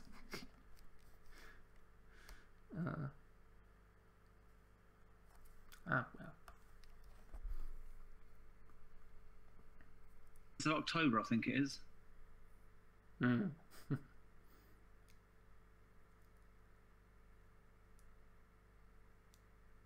I don't really know a lot about. I believe it's a computer game, but that's about all I really know. Oh, Saurian. Yeah. It's basically a Hell Creek simulator. Oh, right. I've heard people raving about it, but I don't know about it enough. Yeah, no, it's really up to now the most accurate version of any kind of dinosaur ecosystem you might find in any type of media, basically. It's a nice thing. It's that it's basically interactive. I very much hope that at some point they will add an spectator mode, so you can just fly through Hell Creek instead of being one of its animals. Yeah, that would be really nice. It's currently in I'm not even sure in early access. I think alpha stage. Yeah.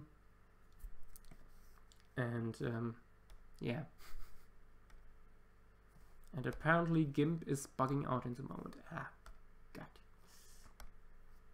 Is Saurian an online game? Now you have to you have to download it online, but you play it at least in the moment not as a multiplayer.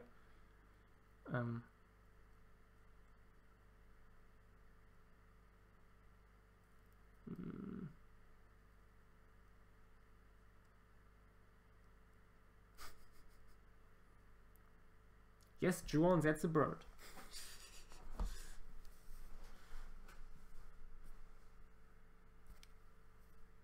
When I talk to my customers at work about dinosaurs, much easier to try and get them to think of Mesozoic dinosaurs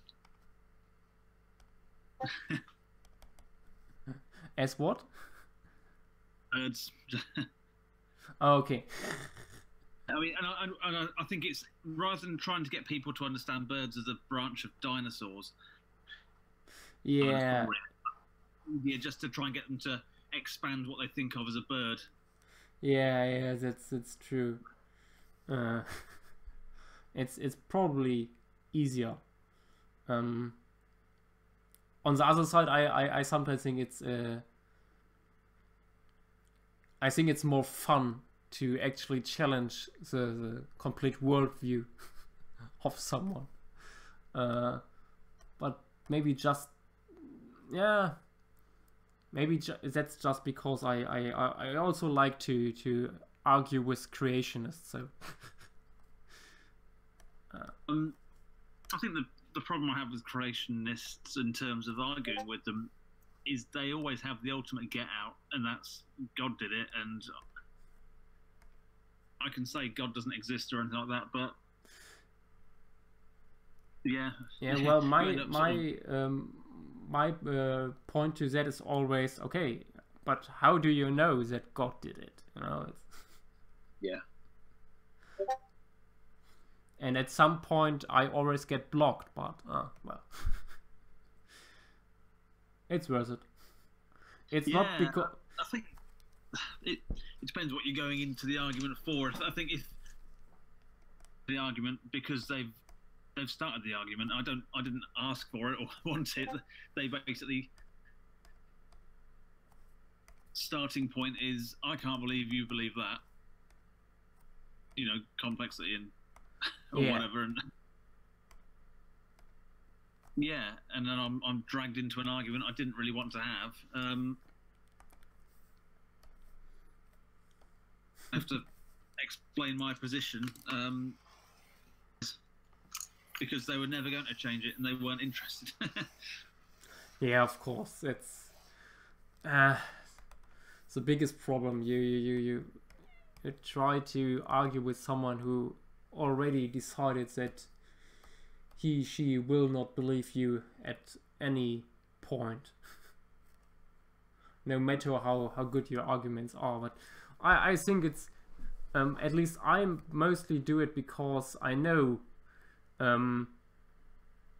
someone will see this, and maybe this someone hasn't really decided yet on what side she will stand, and the battle is basically for the audience, not to convince the other side. Interestingly, 3 sort of family members or friends who I've always thought of as, well, who are always thought themselves as Christian, as it were, until recently. I think, you know, in talking to them, they just anymore, and they've gone to atheism. Very much in a way that they just figured it out for themselves. And these aren't sort of young people. These are people in their 60s and early 70s.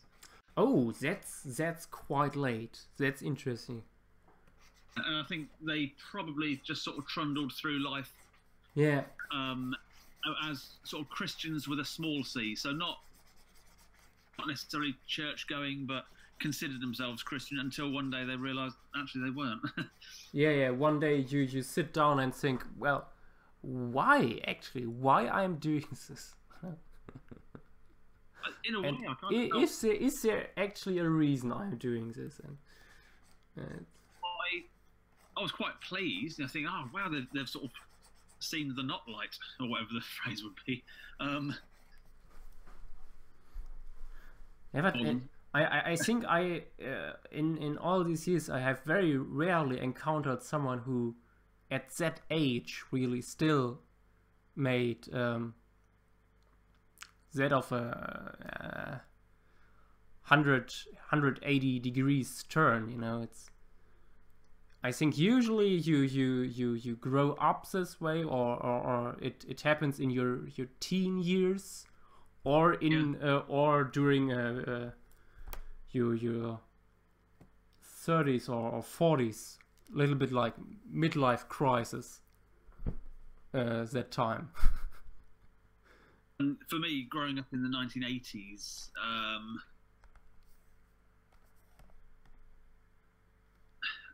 the scouting groups were always associated with a church, or your school might be tied to a church, not for any other reason than it always was.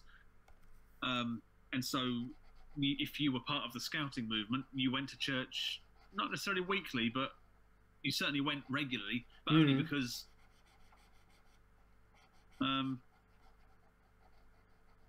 for me, having an interest in paleontology took me away from that.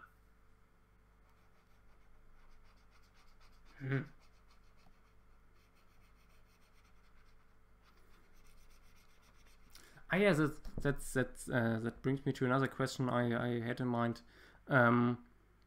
What does your family think about your dinosaur passion, in a way?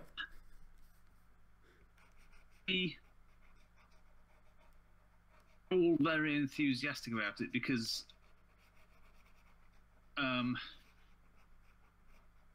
the science of it. Then I'm met with comments like, "Why the hell are you working in a print shop? Why are you not teaching?" and things like that. See the illustration work, or why aren't you making more money? I think, so everyone's really happy that I'm doing it, but then they've had 38 years to get used to it. So and they certainly don't want me to stop. So yeah, it's all been very well received. I've got family over in the States who are nice. more on the other things. I think whereas they they accept that I see it as a gift, and that's how they tend to. Their recognition of somebody's talent is like, you have a gift, not you worked at it and got good at it.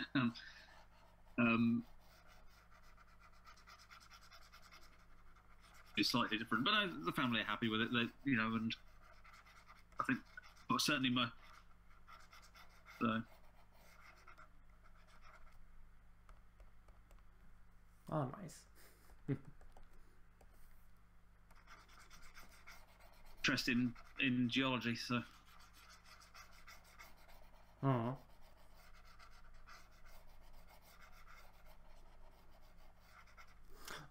Oh, by the way, people of the chat, if you have some questions for me or Gareth, please let us know.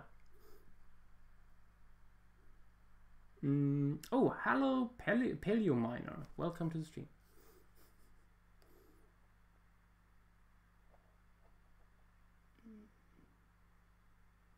Yes, Yo-Yo, we are all fish.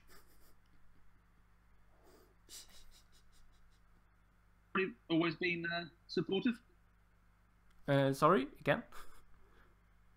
Always been supportive of your paleo interest?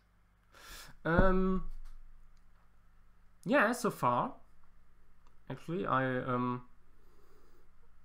never really had someone in the family that was like, oh, what are you doing with your time or stuff like that. I think that I went into arts was a little bit more difficult for a few family members, but not really. And, yeah, I think a few members from my father's side are a little bit like, oh well, that's not really a job, what he's doing. But they would never say that out loud. Or actually talk about that. But that's more a general theme in that part of the family, that there isn't much talk about stuff like that. It's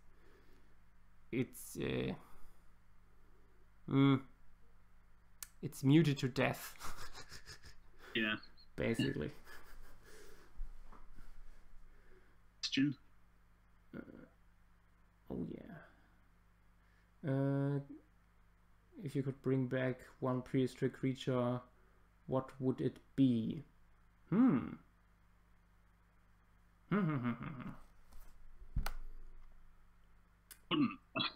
Honestly. Which one? Didn't bring one back. Our audio is very, very poor in the moment. Right. Yeah, I wouldn't bring a prehistoric creature back. I would. Okay. I think I would always. Oh, oops, wait. Oh, that was alarm for the cats. I will look at them soon, but continue. Yeah, I wouldn't bring one back. I think I would always want. I think if you're going to put that much effort into something, repairing some of the damage we're doing now. Yeah. So, a really boring answer. I'm really sorry. Yeah. Although I think Julian's question is more like if there would be no effort at all involved. Basically, we could just snap with our finger and it would be back.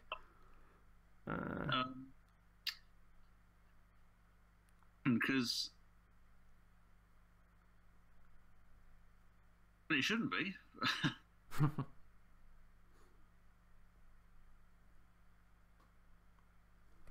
Think about it. Use any pterosaur or any. It could be anything really, because I would really. Yeah. Anything. Yeah, I think a pterosaur would be really cool. Something like a medium-sized Azdarket, stuff like that. That yeah. would be awesome. not too large that it could kill you, but still large enough to be impressive and not one. I'm not saying little because they're not that little, but yeah. more quite nice. Yeah. Other than that, I always have to think about pterosaurs.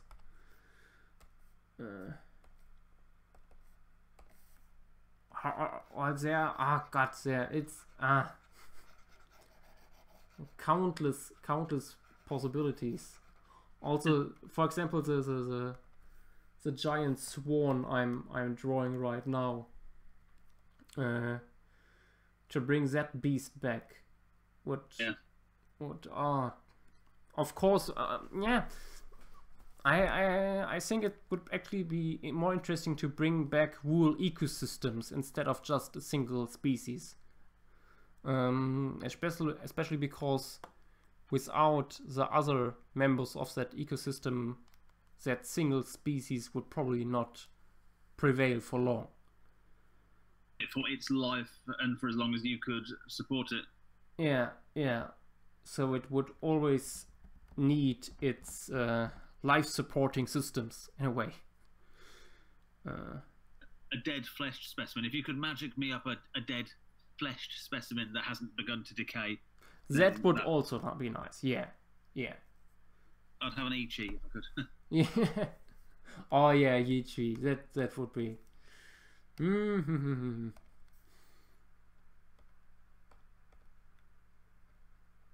Or just as I said, the wool one of these island ecosystems, maybe like Flores or some of the Mediterranean islands with all its dwarfed species and giant rodents and giant birds and stuff like that. And of course Hartek in Romania.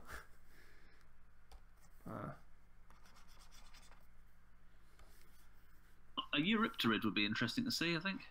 Oh yeah, that would be awesome. In general,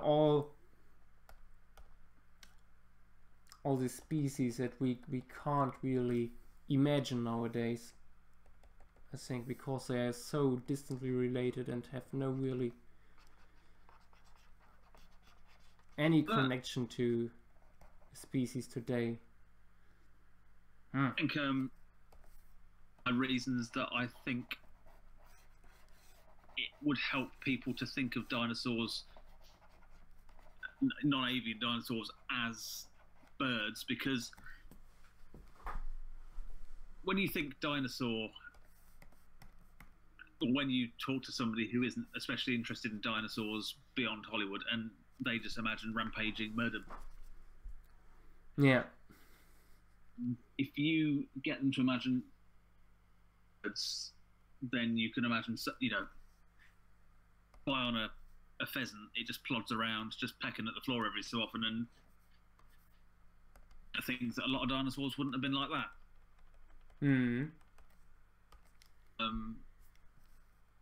Animals are boring when they be interesting, and there's no reason to think that extinct ones weren't the same. True. Yeah.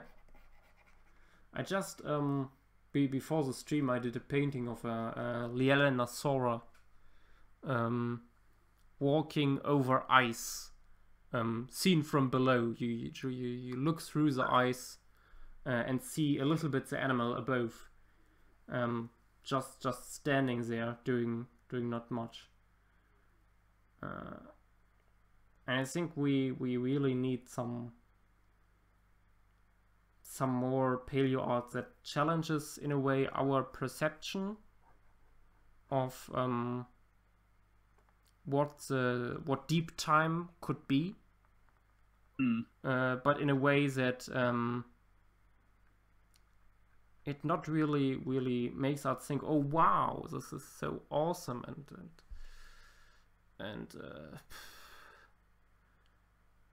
and terrifying and stuff like that, or yeah, just these little changes of perspective that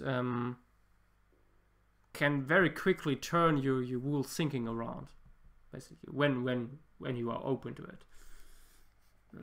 One of the issues I find when I present ideas to people, question your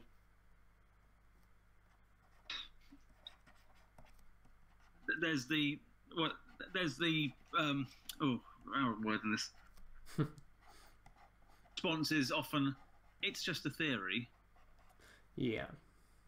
And this and often requires quite a lot of explanation just to get them to accept what you've done.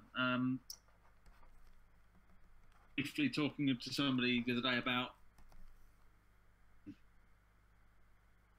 evolution and the rise of birds, and how dinosaurs is extinct because it makes it harder to accept. So you watch a documentary where they talk about the extinction of the dinosaurs, missells all of it because you think it's just affecting a small branch of animals, and it makes it more difficult to accept birds as living dinosaurs.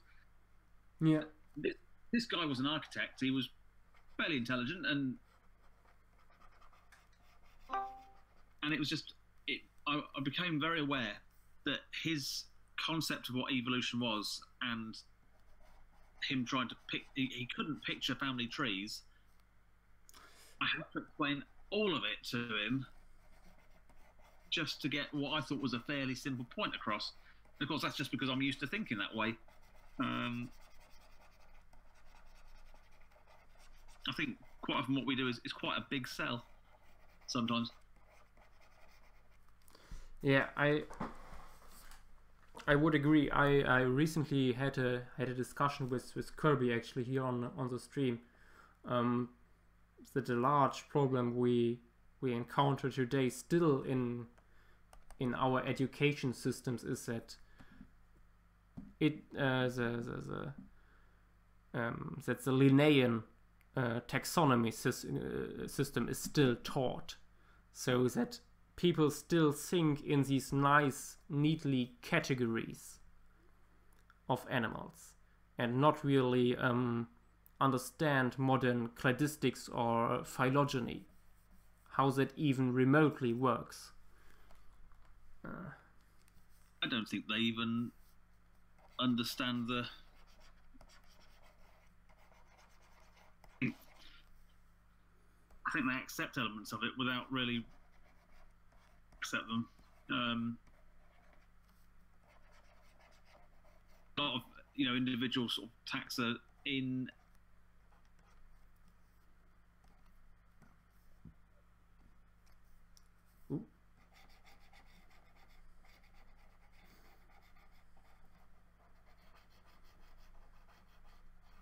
we go and come back again. Yeah.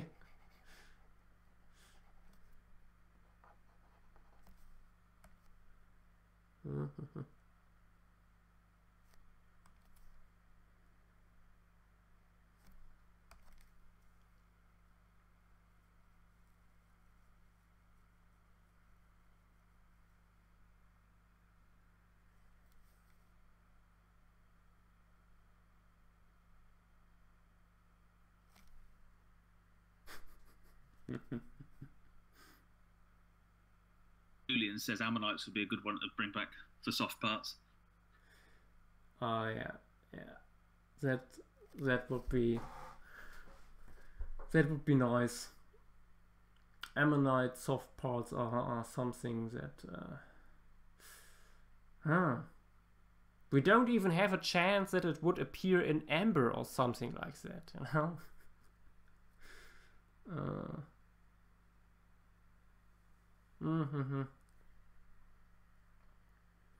But if we would bring ammonites back, then I would say at least 10 or 20 species to get a sense for the diversity of possible soft tissue parts in these animals. Because Ooh, I think it's hard to imagine that all ammonites basically look the same besides when you took the shell away. and of course we're looking at a vast, very disparate animals. Yeah. Stretch of time as well. So Yeah.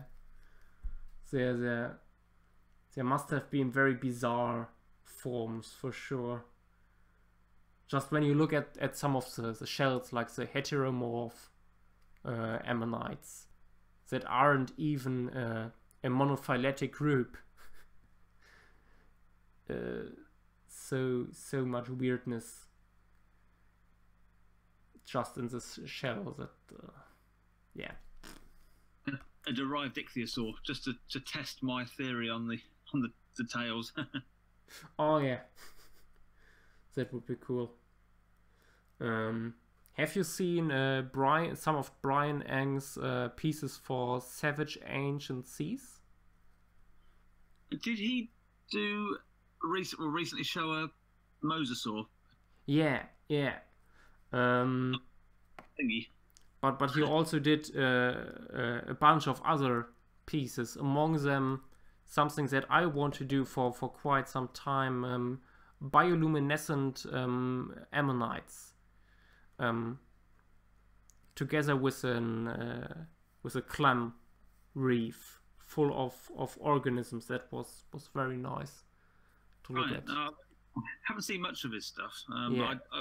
Not recently. Yeah, he just yesterday, no, actually today, he uploaded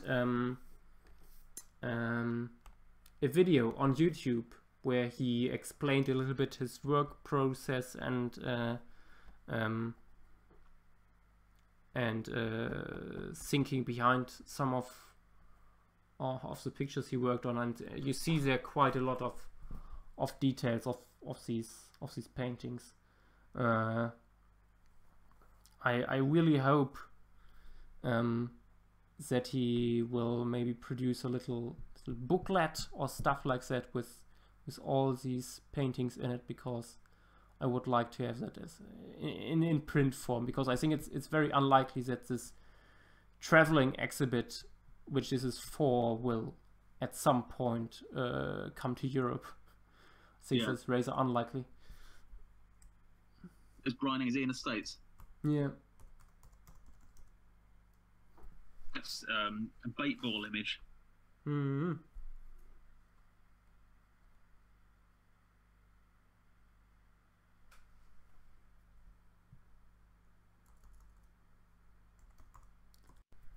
So, Pycnus falconeri finished. So, people of the chat, let me know what we could do next. Oh, and I totally forgot to look on Discord for possible work in progress stuff from others. Oh yeah.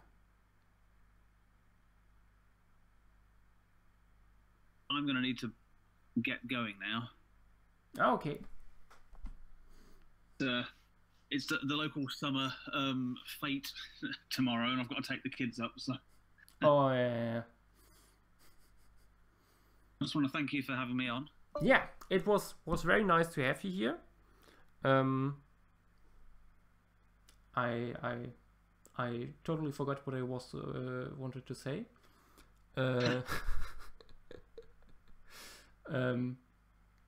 Yeah, have a good night, I would say, and maybe we see each other at TetsuCon. Yeah, no, that'd be great. Yeah. Okay, thank you very much, and I shall wish you all a good night. Yeah. See you.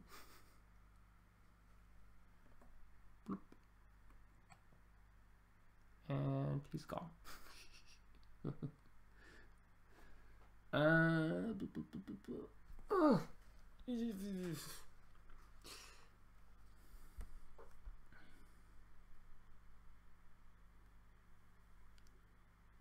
Oh yeah, paleo miner. You said it again.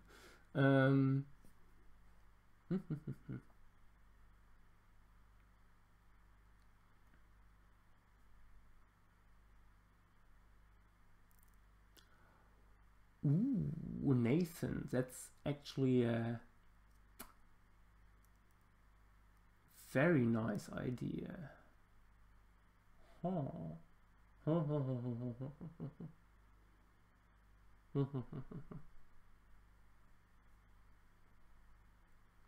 I must say I like that.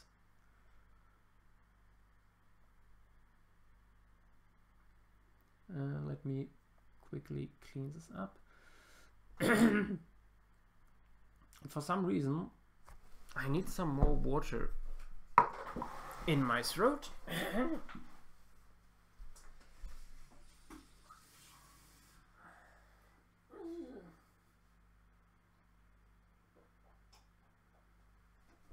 Oh, and I forgot, I will have a quick look at the cats actually.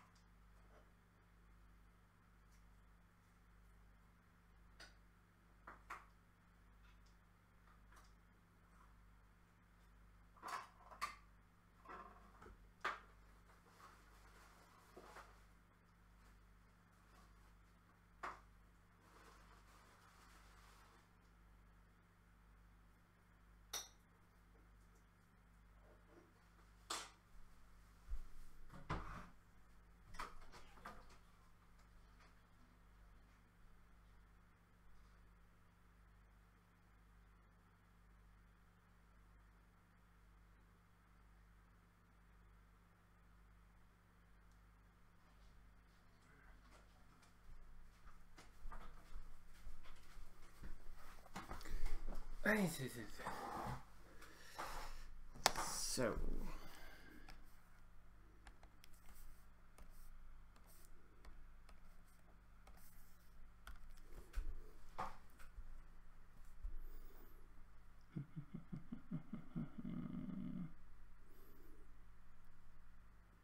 oh, hi, Spinal Dragon Productions.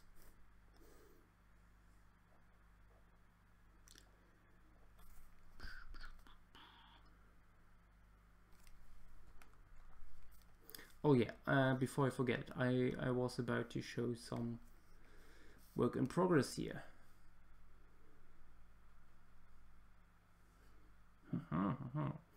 It looks like the shell is a little bit too small for this one. Oh, here's a little bit more. Ooh. Oh, Julian, you actually have a shell of a Nautilus. I wish I had one.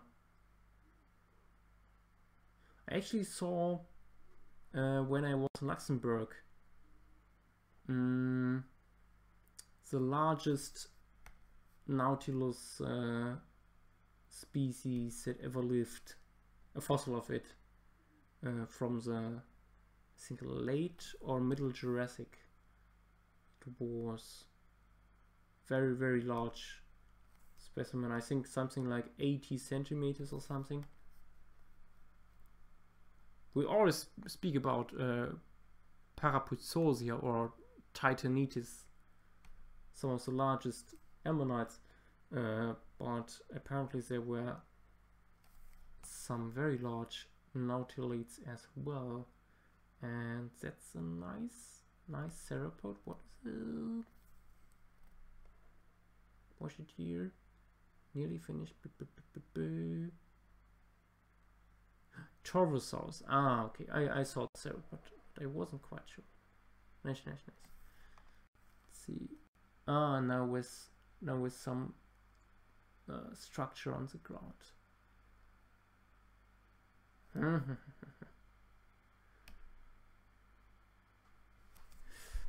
Yeah, sand is confusing.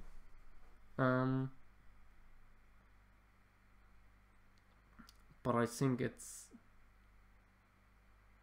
even worse that it's so corrosive and gets everywhere, you know.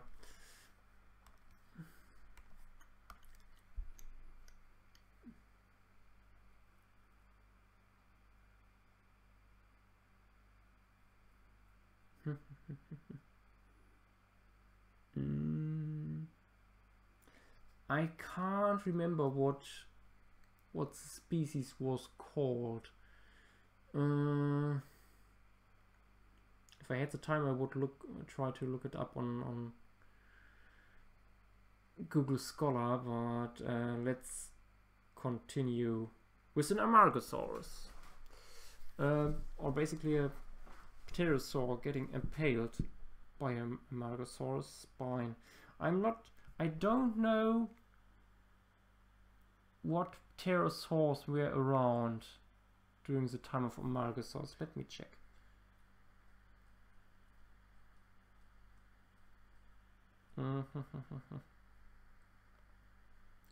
Amargasaurus, sorry.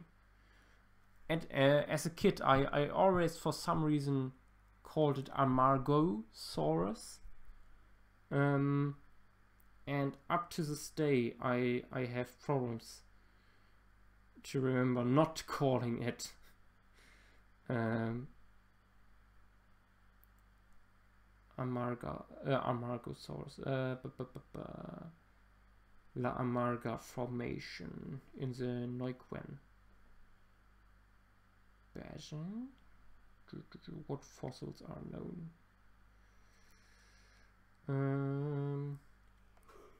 Here, higher. Oh.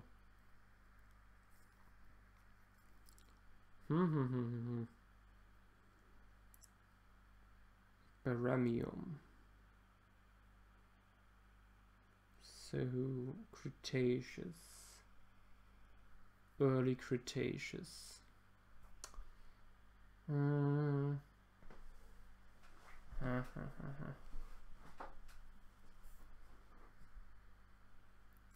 Early Cretaceous pterosaurs from South America.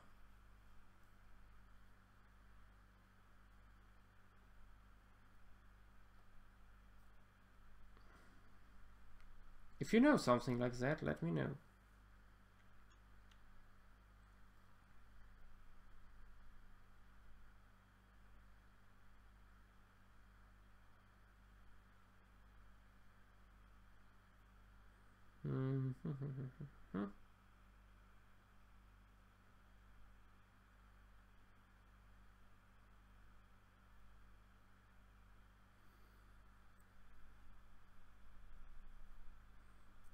Oh, it's 4 AM already on your end. Oh, yeah, you should probably go to bed. That's true. Terrafora, yeah. Place yourself. Here we are. Yeah. Pterosaurs from the Baranium. Ooh. That's all Chinese.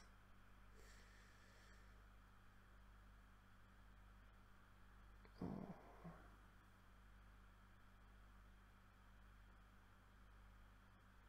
Why are all these pterosaurs Chinese? Ambliodectus is...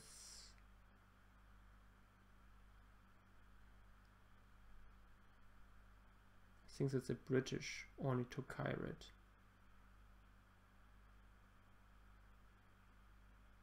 Huh. Yeah.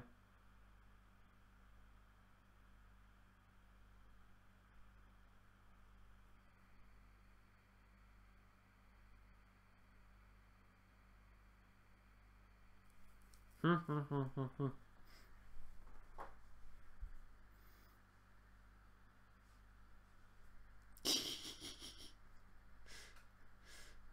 Julian, what have you done? I think your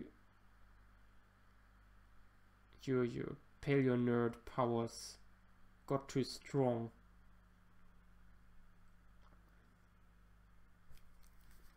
It's a price you pay.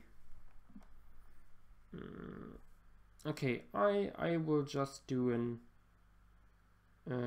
Ornithokairid.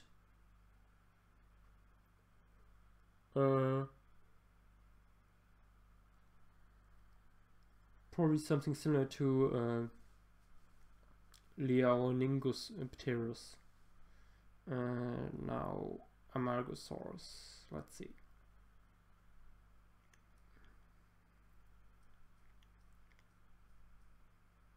Amargasaurus again.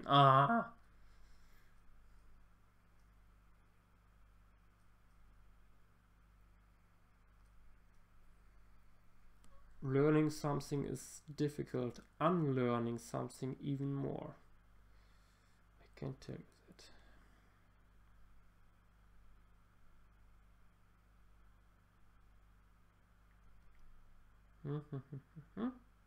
That's a nice amount to work with.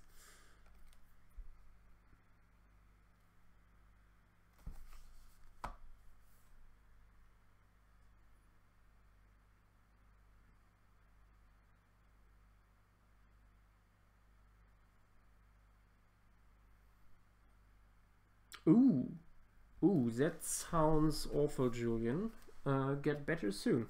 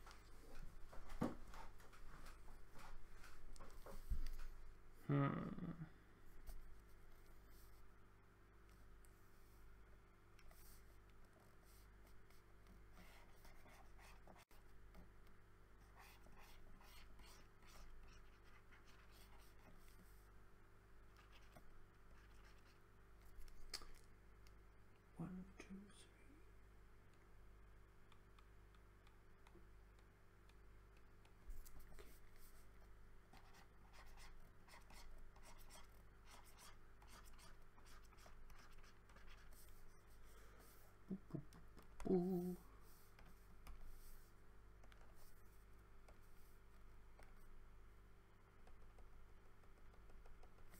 In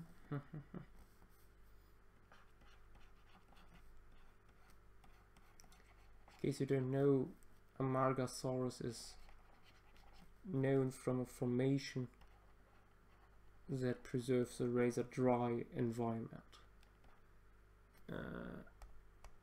And it's one of the best arguments we have against aquatic sauropods or dinosaurs in general, because we find them in environments that were very far from any kind of larger body of water anyway. All these guys had to sustain themselves in our small oases.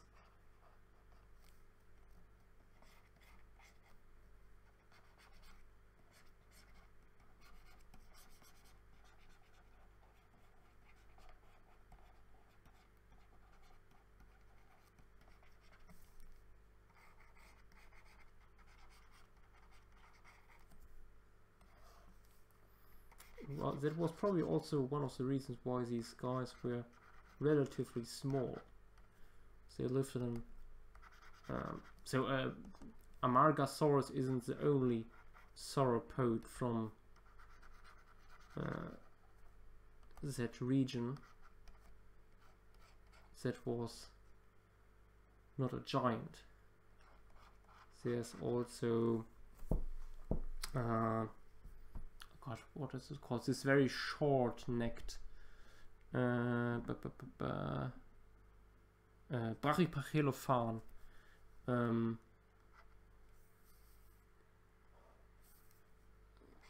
Also, basically very similar in size. Very short neck.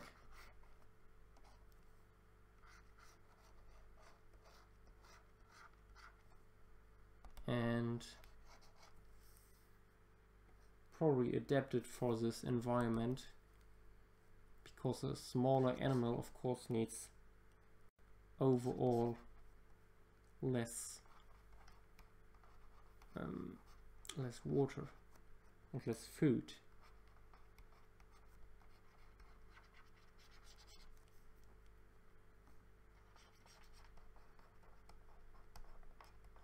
But these animals were still large enough to travel long distances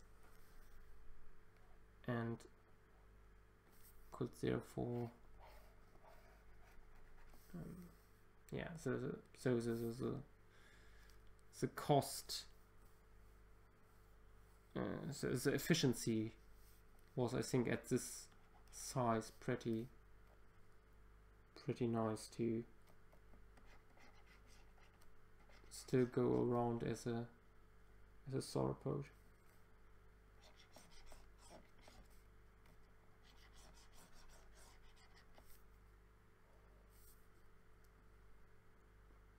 I would really like to see some more studies done on Amargasaurus.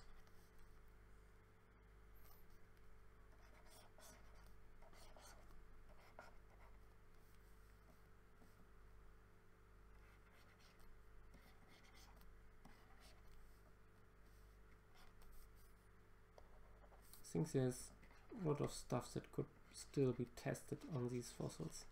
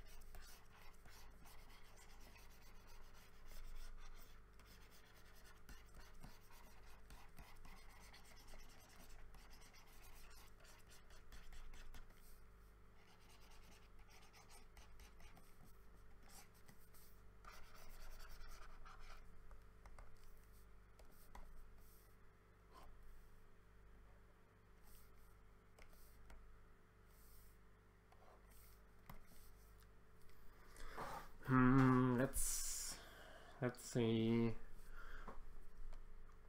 What would be a suitable way to impale yourself as a pterosaur?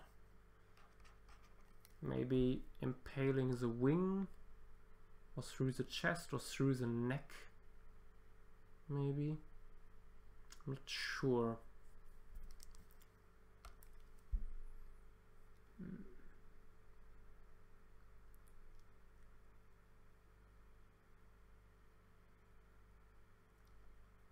Ooh, Nathan, you broke your ass. Ooh. Ooh. Oh God.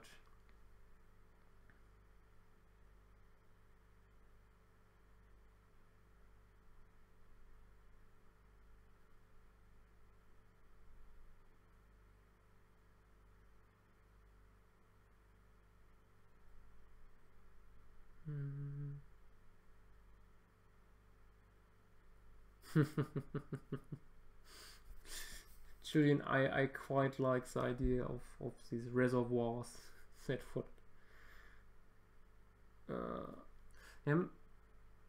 you know, actually that it in a way it could be even possible. You maybe know these little, are they called tawny dragons? I think so. These little Australian lizards that have a very special skin texture under the microscope that allows liquid to travel over the skin in a capillary-like system to end up basically directly in the mouth of the animal.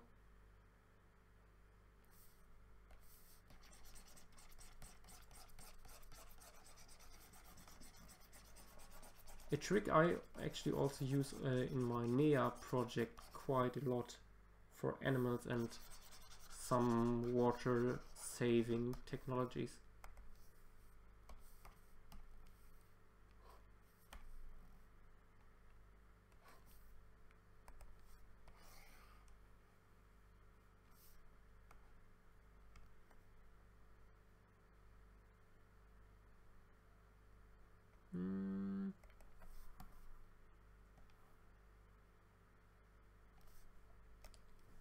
A little bit more room.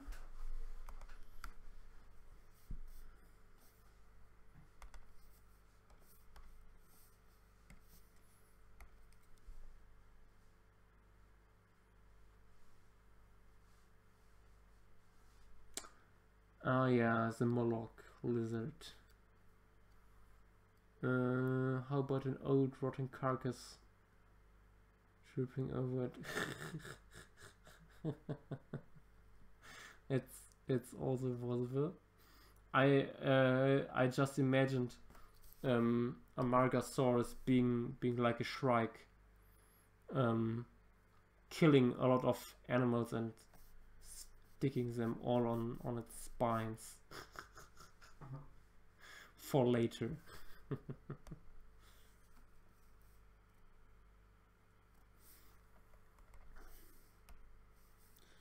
I think I will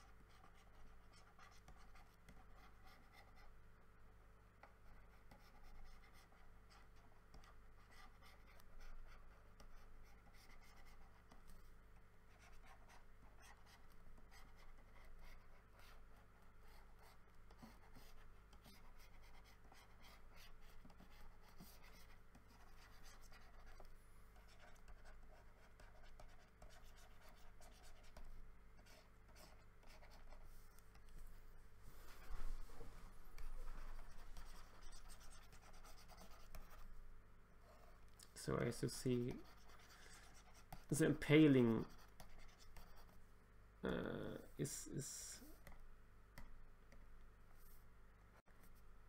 it's already been this way for a little bit of time at least.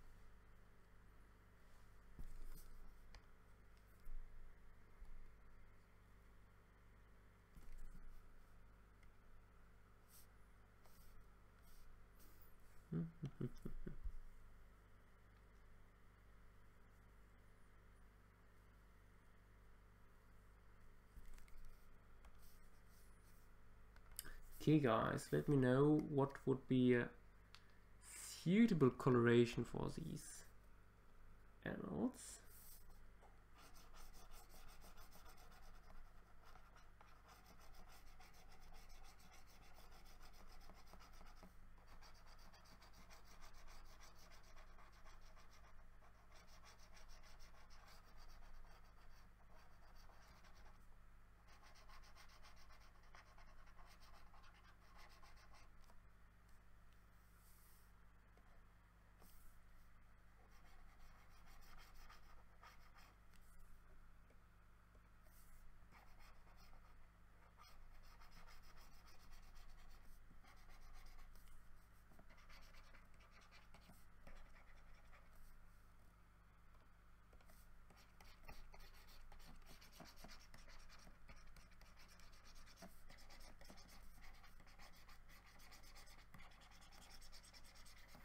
Oh, by the way, if you guys liked our talk about Gary's book, when you look on Discord in the announcement channel, there is a link when you scroll up a little bit to his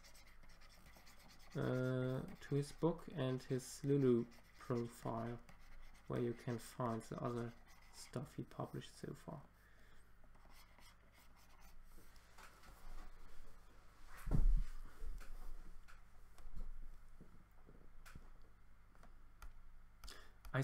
For some reason,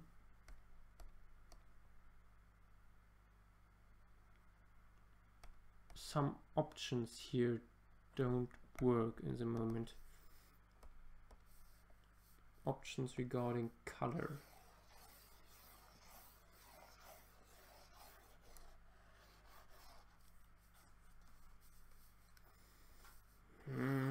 But I don't want to restart GIMP midstream, so yeah. Also I should probably. No, good night, Shua.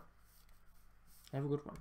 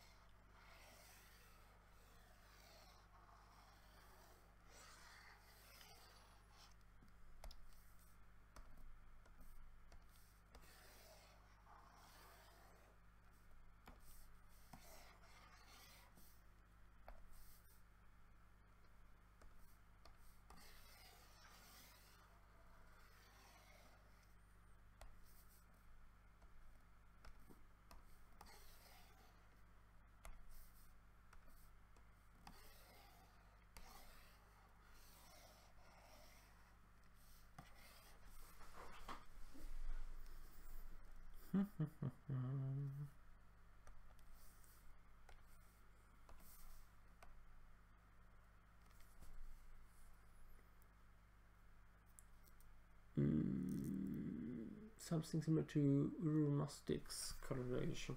Ah, well,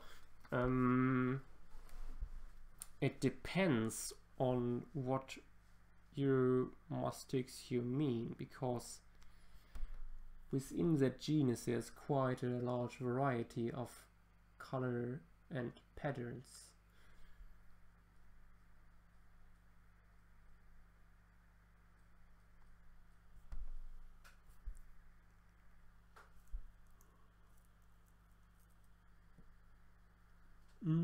Pink river. Pink gray like a river dolphin. that could actually work. Yeah.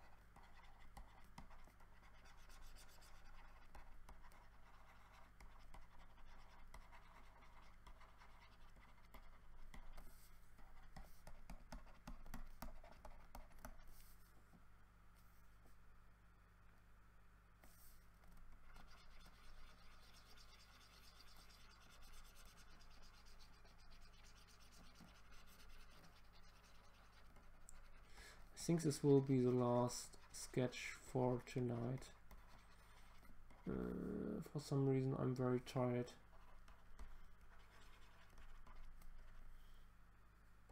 And I think many of you guys are too.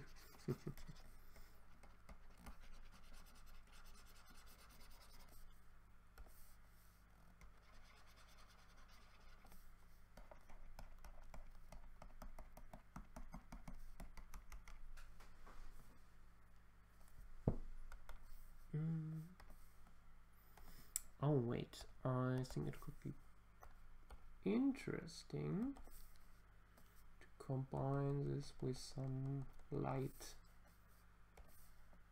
markings here.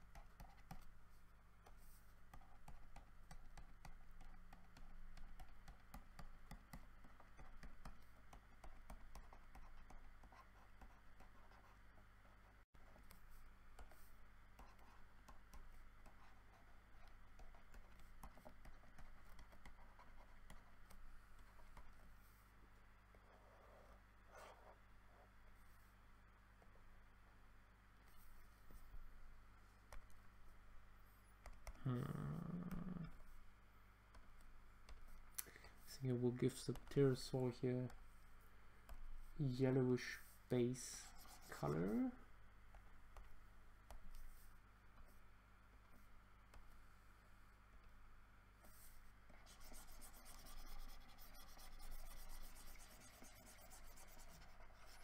There will some dried up blood.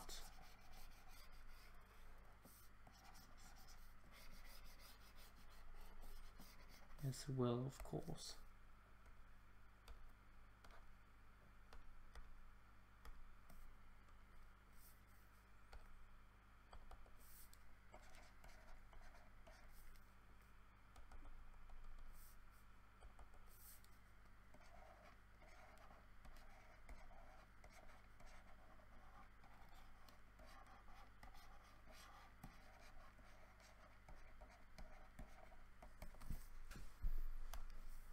And a blue, or at least partly blue head.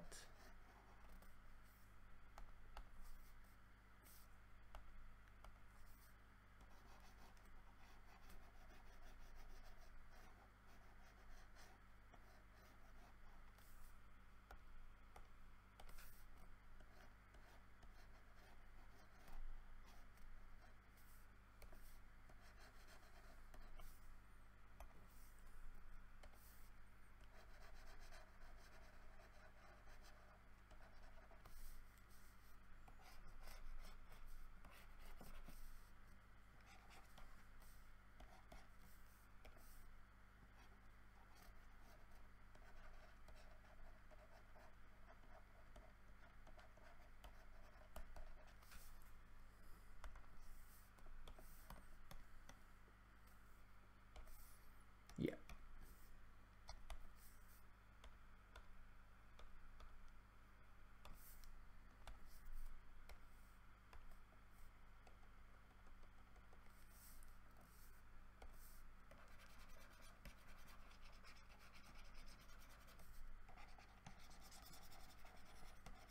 Eating some ferns, minding its own business.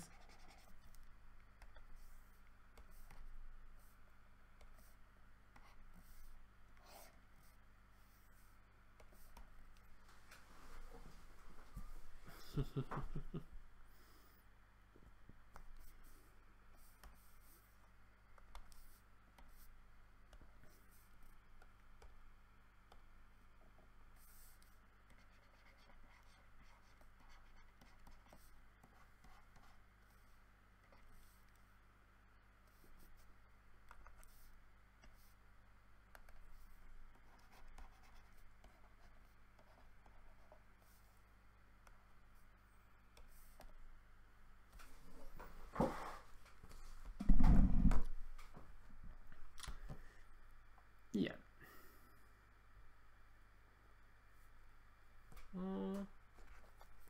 Maybe a bit more details here on the torso could be nice.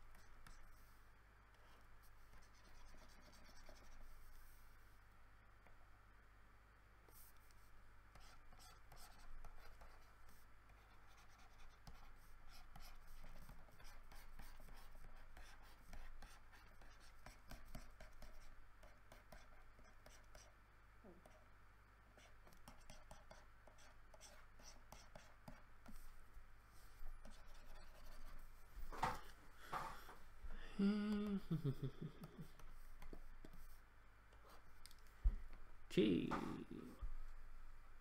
I think I'm finished. Oh wait. A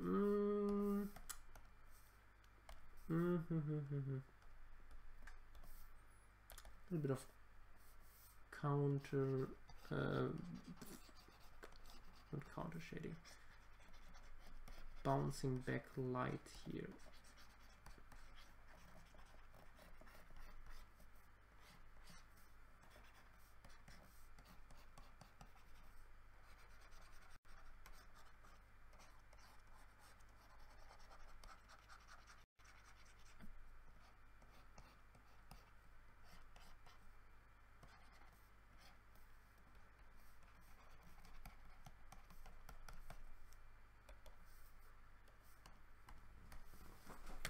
Okay, let's save it.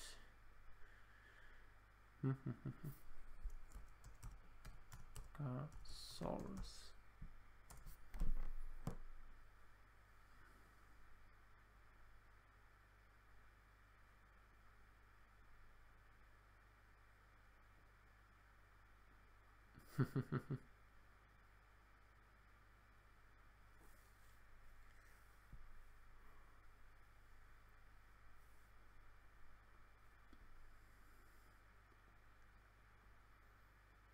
Yeah, I added a little bit of details there.